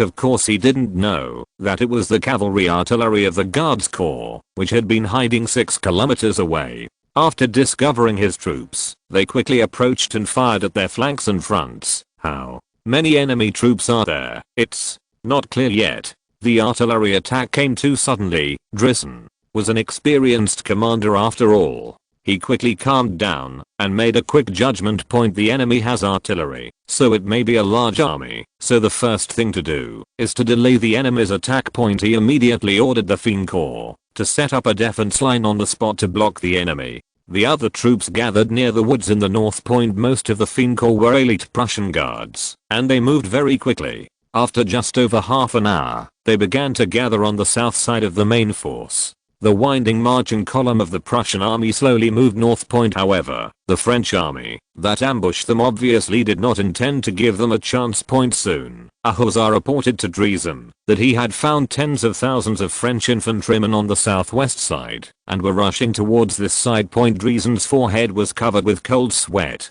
His main army was at least 3 or 4 kilometers apart. It would take at least 3 hours to gather and complete the formation. He immediately commanded the 2 grenadier regiments around him to join Fine and build a temporary defense line together. He ordered Krokov to lead all 12 hussar squadrons to delay the French army at all costs, to buy time for himself. On the high ground beside the Bull River, Joseph saw nearly 2,000 Prussian cavalrymen in the telescope, rushing towards the infantry line of the Guards Corps. He was not nervous at all. After 2 years of military study, he could see that the Prussian cavalry was not prepared at all. The formation was scattered, and the front and back were out of touch, so they launched an attack in a hurry. This is basically suicide. Don't think that the cavalry can crush the infantry with good equipment, fast speed and strong impact. In fact, cavalry is not used for head-on decisive battles. Their advantage is to use mobility to quickly raid the enemy's weak links and then drift away. But if you fight with infantry, especially rushing into neat infantry lines, you really can't beat them unless the number of people is equal. Sure enough, when the Prussian cavalry rushed to the front of the French infantry line, they were immediately hit by a volley of fire. More than 20 war horses in the front cried and fell, and many cavalrymen behind them were tripped. Then, the soldiers who finished shooting inserted their bayoneted guns diagonally into the ground and squatted down at the same time. The soldiers in the back row raised their guns and fired, then raised their percussion guns horizontally and pointed their bayonets forward. Then the third row fired volleys. When the Prussian cavalry rushed to the front, they were faced with 3 rows of dense bayonets in front and behind. They had to pull the reins and turn to separate to both sides. It is meaningless for the cavalry in movies and TV dramas to fearlessly step on the bayonets. Even if you can overwhelm 2 or 3 infantrymen, someone will immediately fill the gap, and your body and the body of the horse will become a stumbling block for the teammates behind, slowing down the speed of the entire team. And the cavalry who stopped running are the targets of the infantry. The infantry line of the Guards Corps was very long, and it was impossible for the Prussian hussars to complete the task of bypassing the 2 wings and encircling them. Moreover, the cavalry of the Guards Corps was on standby to provide cover behind the infantry. The Prussian cavalry had to make a circle and assemble in the distance. Just this unsystematic attack just now caused them to lose at least one squadron, that is, more than 150 people. But Druisen's order to Krokov was to delay the French army at all costs, so he had to raise his sword and shout to his men again to charge the Guards Corps after the third such attack. The Prussian cavalry was timid due to the huge casualties, and hesitated and was reluctant to move forward. In fact, these Junker noble cavalry were already very good. If it were a unit with slightly worse morale, they would have begun to flee as early as the second charge. Berthier once again suggested that the cavalry of the Guards Corps go to meet them. Joseph looked at the shaky Prussian cavalry through the telescope and finally nodded in agreement.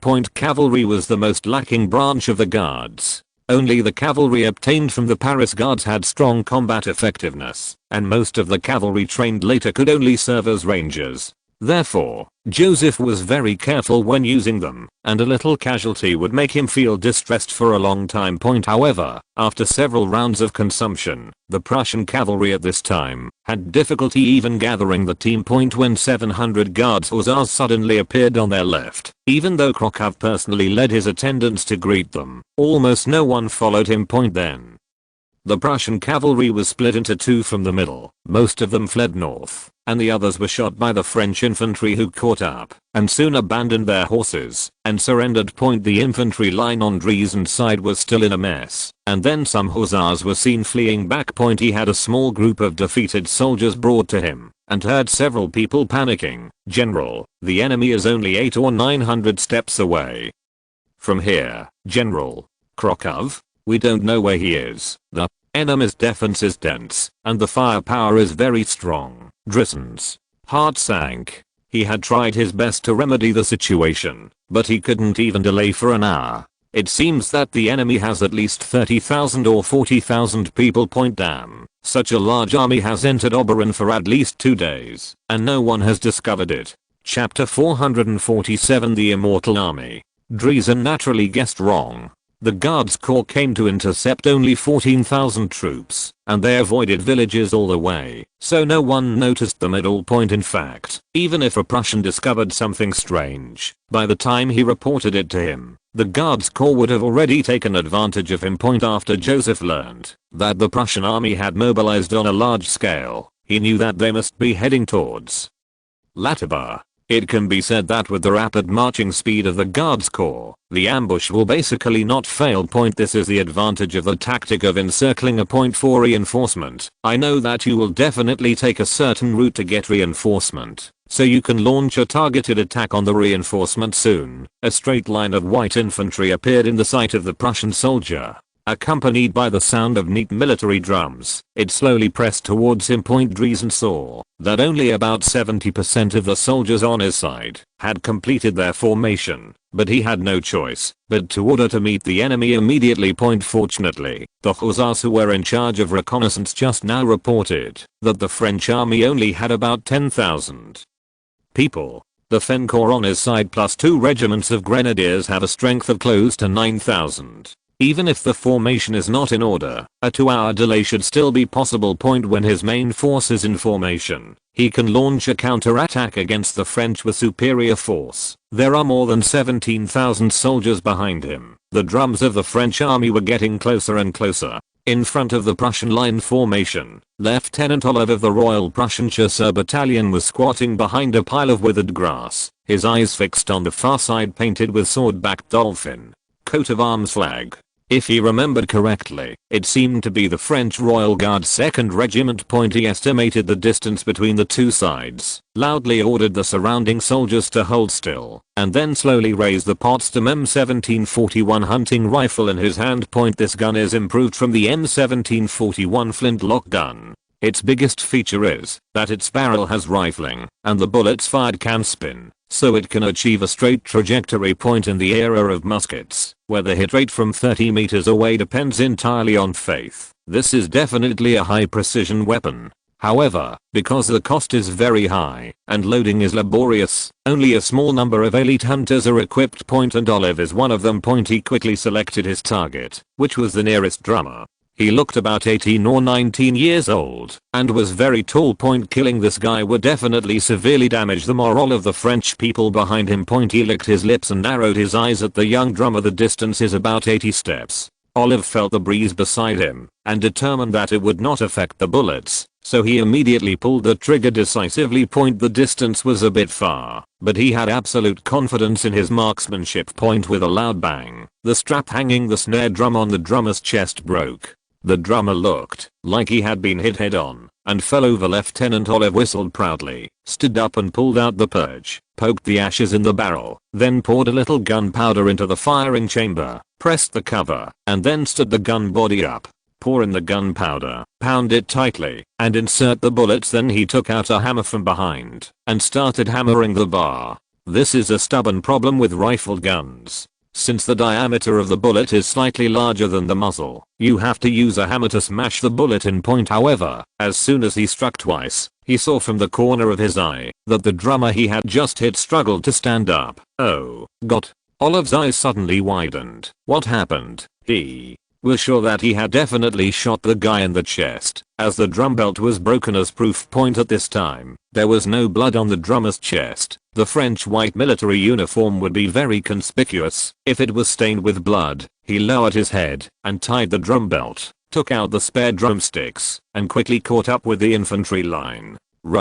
Began to beat the drum again. Olive looked at the gun in his hand doubtfully, gritted his teeth, and knocked the bullet to the end, then raised the gun and took aim again. This time the drummer was blocked by the officer next to him, so he simply aimed at the French lieutenant. The M1741's muzzle spurted out flames, and the officer's body tilted and fell to the ground. However, less than 3 seconds later, he stood up again with the help of several soldiers. Impossible. This is absolutely impossible. Olive took a few steps back in confusion, gave up the one chance he had to shoot, turned around and ran back. The Prussian chasseurs around him also started shooting one after another, but except for one person who accidentally shot the opposite soldier in the neck, the other targets got up again after being shot, as required by the chasseur drill at this time, aiming at the enemy's chest and abdomen. Because the target is larger, the Prussian infantry looked at the chasseurs in surprise, as if they had seen a ghost, and retreated behind them in panic. But soon, they knew the reason, because they themselves encountered the same situation. When the French infantry line pushed them 50 steps away, the officers gave the order to fire a volley. As the cracking explosion sounded, black smoke obscured the battlefield, and nearly 100 French soldiers fell to the ground. But soon, the Prussian soldiers could vaguely see through the smoke that most of the Frenchmen who had been shot stood up again, leaning on their guns. The Prussians suddenly looked at each other. Those enemies obviously didn't wear breastplates or anything like that, but the bullets couldn't kill them. The already crooked Prussian line began to become chaotic, and some soldiers even forgot to reload and began to cross themselves and pray. Davout looked at his messenger, who stood up with a grin and was also a little unbelievable. Although the general staff repeatedly said that the bulletproof insert could resist bullets, he still didn't trust such a thin thing. The messenger pressed his abdomen, pulled out the insert there, and then lifted his clothes. Davout immediately saw a large black bruise on his stomach, but it was obvious that the bullet was blocked outside. He turned his head to look at the insert on the ground, which had already cracked like a spider web, and a bulge was on the back. The drum beats next to him suddenly accelerated. Long-term training made Davout turn his head and order the soldiers reflexively, "Stop moving forward, ready, shoot." Thousands of percussion guns spewed out flames almost at the same time, and a large number of gaps suddenly appeared in the Prussian line. For a moment, many Prussian soldiers turned their heads to look at their companions who were hit, as if waiting for them to stand up again. However, apart from blood and wailing, no miracle happened. The Guards Corps quickly launched a second round of volleys this time, except for the 2 Prussian grenadier regiments. The rest of the soldiers actually turned around and fled in fear. The elite Prussian Guards infantry collapsed after the enemy's second round of volleys. It is difficult for anyone to maintain the courage to continue fighting when facing an immortal enemy and being killed in large numbers.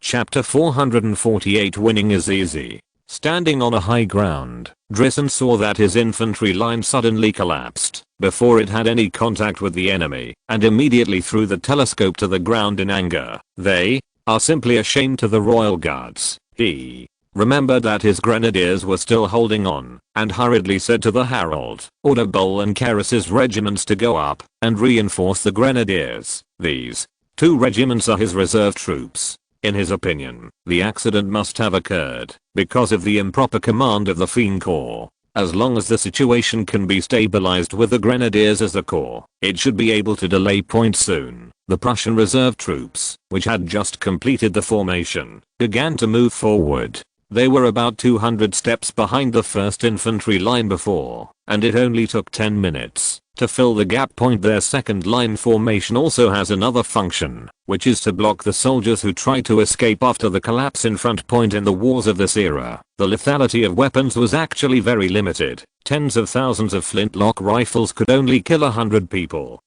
Most of the time, whoever's morale collapsed first and the soldiers fled their ranks would be defeated.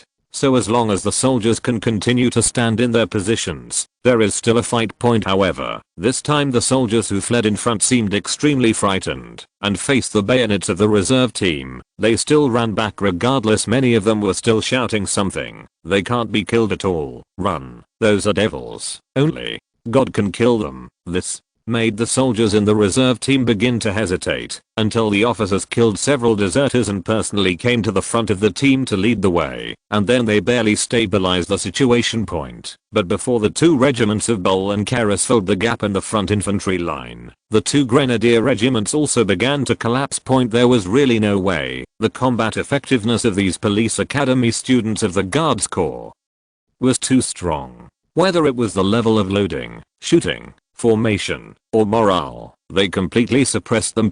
Especially this time, the protection of bulletproof inserts made the police academy students extremely excited. They rushed to less than 20 steps in front of the Prussians and completely defeated them with a round of volleys. In fact, at such a close distance, the bulletproof inserts could no longer provide effective protection, but the Prussians could no longer continue to fire volleys, and the damage caused by sporadic shooting was minimal. Drisen took the staff telescope and saw that his reserve team had not had much contact with the enemy, and then fled with the grenadiers. He looked at his pocket watch with a sullen face. It took the French less than half an hour to defeat his temporary defense line. He knew very well that his main force must still be in chaos. In this case, fighting with the neatly formed French army would only be chased and beaten. Dresen sighed helplessly. After Frederick the Great's death, the training level of the Prussian army deteriorated. He didn't expect that even the very elite royal guards would become like this. He heard the French gunshots getting closer and closer, and hurriedly turned his horse's head to retreat, and then turned to the messenger and said, "Order the August Corps to return to Liegnitz immediately." The other corps retreated to the north in an orderly manner, and defended in stages. The August Corps was originally responsible for the rear guard. At this time, it was the farthest from the French army, and should have a chance to escape. The other troops can only delay for a while. If they are lucky, they may be able to escape back. Yes, Dresen has decided to give up resistance. He suddenly remembered that 2 months ago he and Krokov talked about how Carol II was easily defeated by the French in Luxembourg. At that time, they all laughed at the Hanoverians as trash. Now it seems that maybe it's not that the Hanoverian army is too bad, but that the French are too strong. After receiving the order to retreat in stages, Colonel Duden immediately ordered the officers to abandon all the baggage and the soldiers to assemble on the slope on the east side. His troops were in the southernmost position, and they definitely couldn't retreat if they wanted to. Now they could only try their best to buy time for other corps. However, not long after his order was issued, he heard bursts of artillery fire from the east. His heart tightened immediately. Didn't General Dresen say that the main force of the French was in the southwest? What's the matter with these cannons? Duden's troops, who had not yet lined up, were bombarded by cannons in the face, and immediately fell into chaos, and began to flee to the Prussian troops further north to seek cover. The cavalry artillery of the Guards Corps did not expect it to be so smooth. They had previously raided the vanguard of the Prussian army, originally just to block the enemy and facilitate the infantry to attack the Prussian flank. Unexpectedly, The nearly 4,000 people of the Brecht Corps of the Prussian army were bombarded by their 10 6-pounders for several rounds, and the harassment of the hussars actually caused them to collapse. Originally, the commander of the cavalry artillery planned to go back and join the main force of the Guards Corps, but the major named Napoleon suggested continuing to approach the middle section of the Prussian army and launch a surprise attack to support the decisive battle of the infantry. Finally, Napoleon persuaded his superiors, and the cavalry artillery, under the cover of 400 hussars, used its mobility to bypass the fleeing Brecht Corps and arrived to the east of the main force of the Dresen Corps. Then they found that the Prussians had begun to retreat. Of course, the cavalry artillery did not show courtesy to the enemy and immediately launched a bombardment. When the main infantry force of the Guards Corps wiped out the Fin Corps at the fastest speed. They rushed to a few kilometers to the north without stopping, but they did not encounter the main force of the Dresen Corps at all. There were only some enemy corpses and Prussian soldiers who had not yet escaped. Soon, several rangers who were left behind. Tillies reported to Berthier that the cavalry artillery had defeated the Prussian defense line and was cooperating with the hussars to pursue the enemy to the north. Berthier's eyelids twitched. There were less than 300 cavalry artillery responsible for harassment, plus 10 6-pound cannons and 400 hussars responsible for cover. They actually chased the nearly 20,000 Prussian troops all the way to defeat. He hurriedly discussed with several staff officers and ordered the main infantry force to respond to the north at the fastest speed, and at the same time, sent a messenger to recall the cavalry artillery. After all, the number of Prussian troops is too large. If they react and counterattack, the cavalry artillery will probably suffer a devastating disaster. An hour and a half later, Joseph also rushed to the previous Dresen's headquarters. The battlefield situation was still quite chaotic. Berthier was worried about accidents, so he and the staff strongly begged him to stay in a relatively backward place until he was sure that the enemy had been cleared. Only then did he let him come here. Your Highness, our vanguard has now chased to the area around the village of Gijeva, Berthier reported to him, and the enemy Brecht Corps that fled to Breslau has also been caught up by the Ranger Battalion.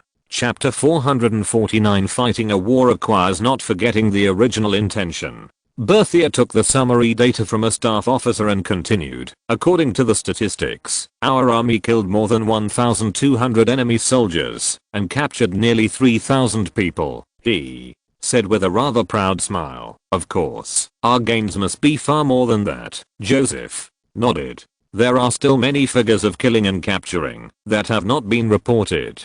In addition, although many escaped Prussian soldiers are still free for the time being, they can basically be counted as prisoners of the Guards Corps. It is very easy for the cavalry to catch up and capture them. The Chief of Staff continued, Your Highness, we plan to rest in the town of Karen tonight and continue the pursuit at noon tomorrow. Joseph shook his head and said, General, we fought very well in this battle, but now I have to ask you to withdraw all the legions. Tomorrow we will head towards Lataba. Berthier's eyes widened immediately. Your Highness, these few days are the best time for us to reap the fruits of the battle. Why, when the enemy army is in the rout stage, it is necessary to constantly harass them so that they cannot gather and reorganize. Usually, this is many times more than the results that can be obtained in the frontal battle. Joseph smiled and said, please keep in mind our strategic goal. Even if the Dresen Legion is completely annihilated, it is only 30,000 people, and you know that this is basically impossible. In this case of defeat on their own territory, the retreating troops can get supplies anytime and anywhere, and can flee in a dispersed manner. It is very lucky to be able to destroy half of the enemy army in the pursuit. Strategic goal? Berthier thought and nodded. Do you mean to mobilize Prussia and Austria as much as possible? That's right. Joseph said, we must make the Prussians think that today's battle is just an accident. Our goal is always to save General Leo, so we have to show that we are willing to give up the victory in front of us and rush to Rataba. Yes. Joseph came to the map and pointed to the lower reaches of the Bull River.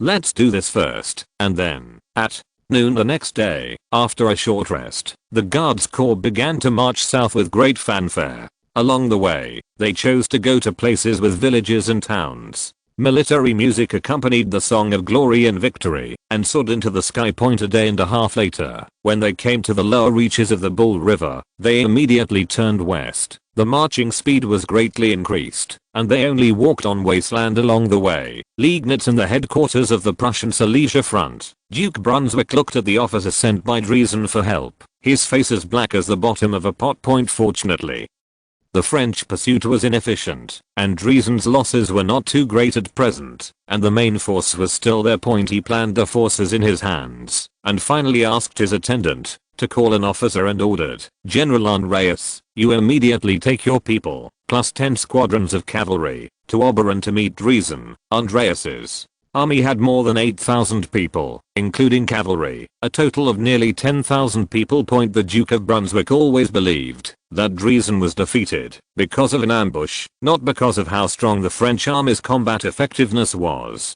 So these 10,000 people cooperated with Driesen's troops to intercept more than 10,000 French troops. After Andreas left, the Duke of Brunswick hurriedly summoned senior officers and began to rearrange the troops of the Liegnitz line. In order to capture Leo, he had already withdrawn too many troops to Ratibor, which made him worry that there would be some shortage of troops on the main battlefield with Austria.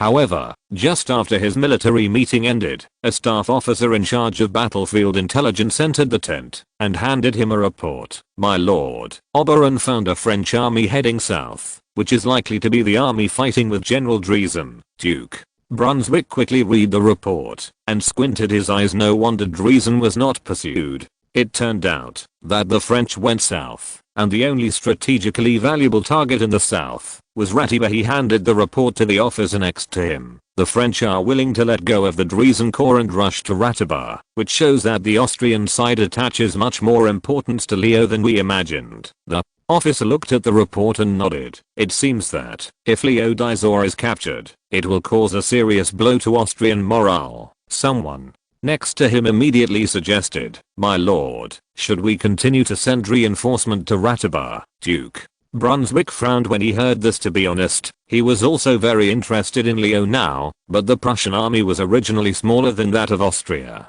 If this was an Austrian conspiracy, when he invested too many troops in Ratibor, it would be bad. If the old man Lacy launched a fierce attack on him on the front battlefield. At the same time, in the Austrian headquarters opposite, Marshal Lacy was handing a letter to the officer beside him with a pale face.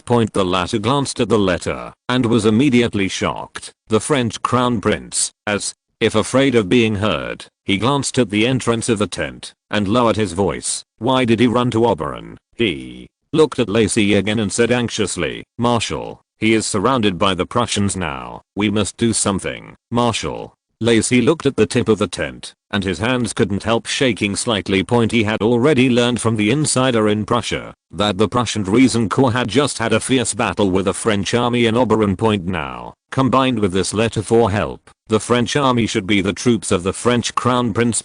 Yes, after the battle with Driesen, Joseph sent someone to ask Marshal Lacy for help, saying that he was surrounded by 30,000 Prussian troops and could be captured at any time. After a long time, Lacy sighed and said to the officer, "General Davidoff, you and General Conrad will rush to Oberon immediately to rescue the French crown prince." These corps are his main forces, with more than 30,000 people in total. Sending them to Oberon will inevitably seriously affect the strength of the Liegnitz front, but he can only do this if the French crown prince has an accident in Silesia. If he dies, it's okay. France may go to war with Prussia. But if he is captured, then France will most likely withdraw from Silesia in exchange for its own crown prince. And he would suffer the wrath of France for not taking good care of the reckless young man, and even become the scapegoat for the defeat in Silesia. After General Davidoff left, Marshal Lacy immediately signaled to the attendant tiredly, "Bring me paper and pen. I want to write a letter to His Majesty the Emperor." Chapter 450 The Duke of Brunswick's Opportunity. 2 days later, the main battlefield in Silesia, the Liegnitz front. Lieutenant Colonel Heen, the commander of the Austrian infantry battalion, was lying leisurely on a soft chair, accompanied by the roar of cannons one after another, and looked sideways at his hand mass biting the roots of a tree. In the past few months, the Prussian and Austrian sides have been shrinking behind the defense line, closing their eyes and firing at the opposite side. It has long been accustomed to the sound point. Suddenly, the northwest side became quiet, and then Lieutenant Colonel Heen's cannon stopped moving. Pointeen frowned and stood up, and the hound next to him was busy barking at the artillery position point. Before he could ask his attendant to inquire about the situation, a major officer hurried over and saluted him, saying, "Commander, the gunpowder has not been delivered. Nearly half of our battalion's cannons are out of gunpowder." Heen has not been in charge of the battalion's affairs recently because there is nothing to take care of. He fires on time every morning and finishes work on time in the afternoon. He doesn't care what he can hit. He asked in confusion, "Shouldn't it be delivered yesterday morning?" "It should be, but the baggage officer said yesterday that it will definitely arrive today." "But look at this." Heen hurriedly mounted his horse and rushed to the tent of Lieutenant Colonel Marcus, who was in charge of the logistics of his regiment. When he arrived, the tent was already crowded with people. Lieutenant Colonel Marcus explained to the officer who questioned him with sweat on his forehead. The materials shipped from Vienna were taken away by General Berthier, the French chief of staff, halfway last week. He said that a batch of ammunition from the French army would arrive yesterday afternoon, and he was in a hurry to go to Latiba to reinforce General Leo, and wanted to exchange with me, who knew that the French side has not made any movement until now. Of course, he would not say that he received 10,000 florins from Berthier at that time, otherwise who would be willing to go through so much trouble? But the artillery bombardment on the front line will stop. Heen shouted anxiously. This kind of daily bombardment is indeed useless, but it is a symbol of the Empire's brave fighting in Silesia, so it cannot be stopped casually. Everyone, wait a little longer. I have sent people to the French camp to urge them. Lieutenant Colonel Marcus said with a bitter face. Tomorrow, the ammunition will definitely arrive tomorrow. You can borrow some from other camps first. Austria has more than 200 cannons on the entire Liegnitz front, and only more than 30 cannons of 8 regiments were affected. Most of the surrounding cannons still have some reserves. After sending away the officers who came to ask for ammunition, Marcus cursed with a dark face. Damn French. After thinking about it, he picked up his cane and rushed to the French camp in person. In the Prussian headquarters, a staff officer stood straight and reported to the Duke of Brunswick. "Marshal, it has been confirmed that more than 30,000 people including the Austrian Davidoff Corps have left Liegnitz, and they are likely to go to the direction of Ratiba." The officer next to him immediately said, "In this case, we can safely withdraw troops to encircle Leo." The Duke of Brunswick was about to nod, but suddenly thought of something, looked at another staff officer and said, "Has the Dresen Corps been safely withdrawn?" "Yes, Marshal.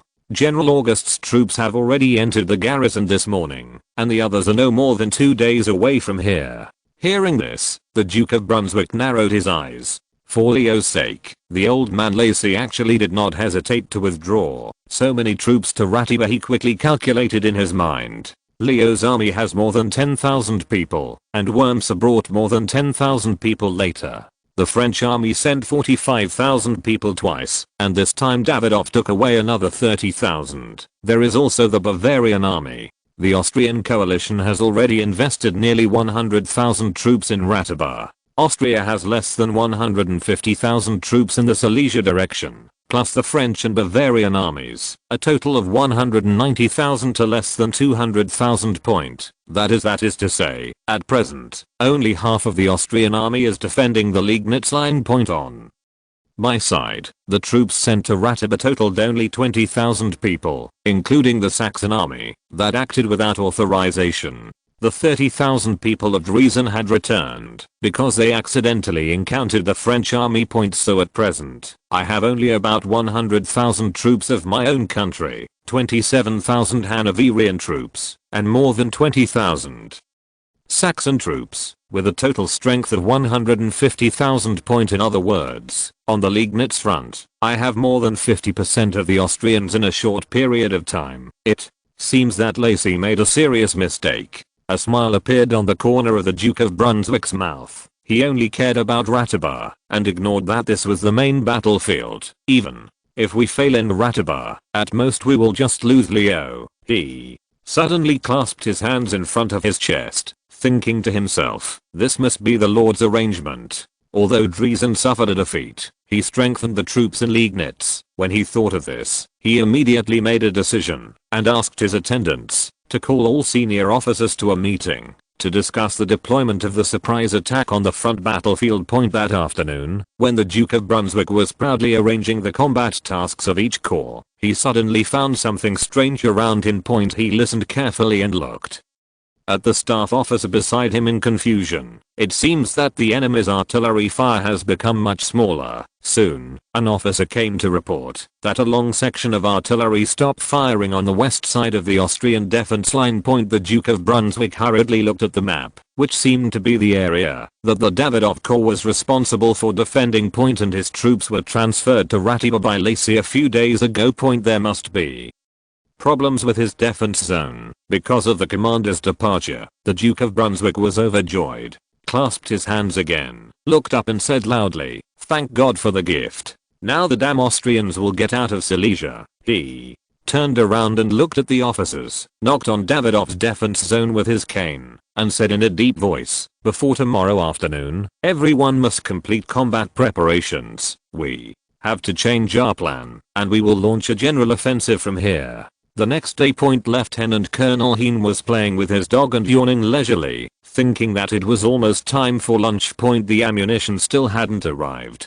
He borrowed a little ammunition from the nearby regiment yesterday, so that the cannon could barely last for another day or two. At this time, although the sound of artillery on the battlefield was much sparser than usual, he didn't care much. This monotonous life lasted for a long time, which made his vigilance and sense of responsibility worn down a lot. Very abruptly, his hound stopped playing, stared blankly to the north, and then wrinkled his nose and began to show his teeth. "Relax, old friend." Heen patted its head and looked in the direction of its sight. "Did you see a squirrel? Or a fox?" But the next moment, he was also stunned because he vaguely heard the sound of drums, very dense military drums. End of this chapter. Thank you very much for reaching the end. Don't forget to like. Looking for more exclusive content and immediate access? Subscribe to our Patreon. Remember, every like, subscription, or donation encourages us to continue.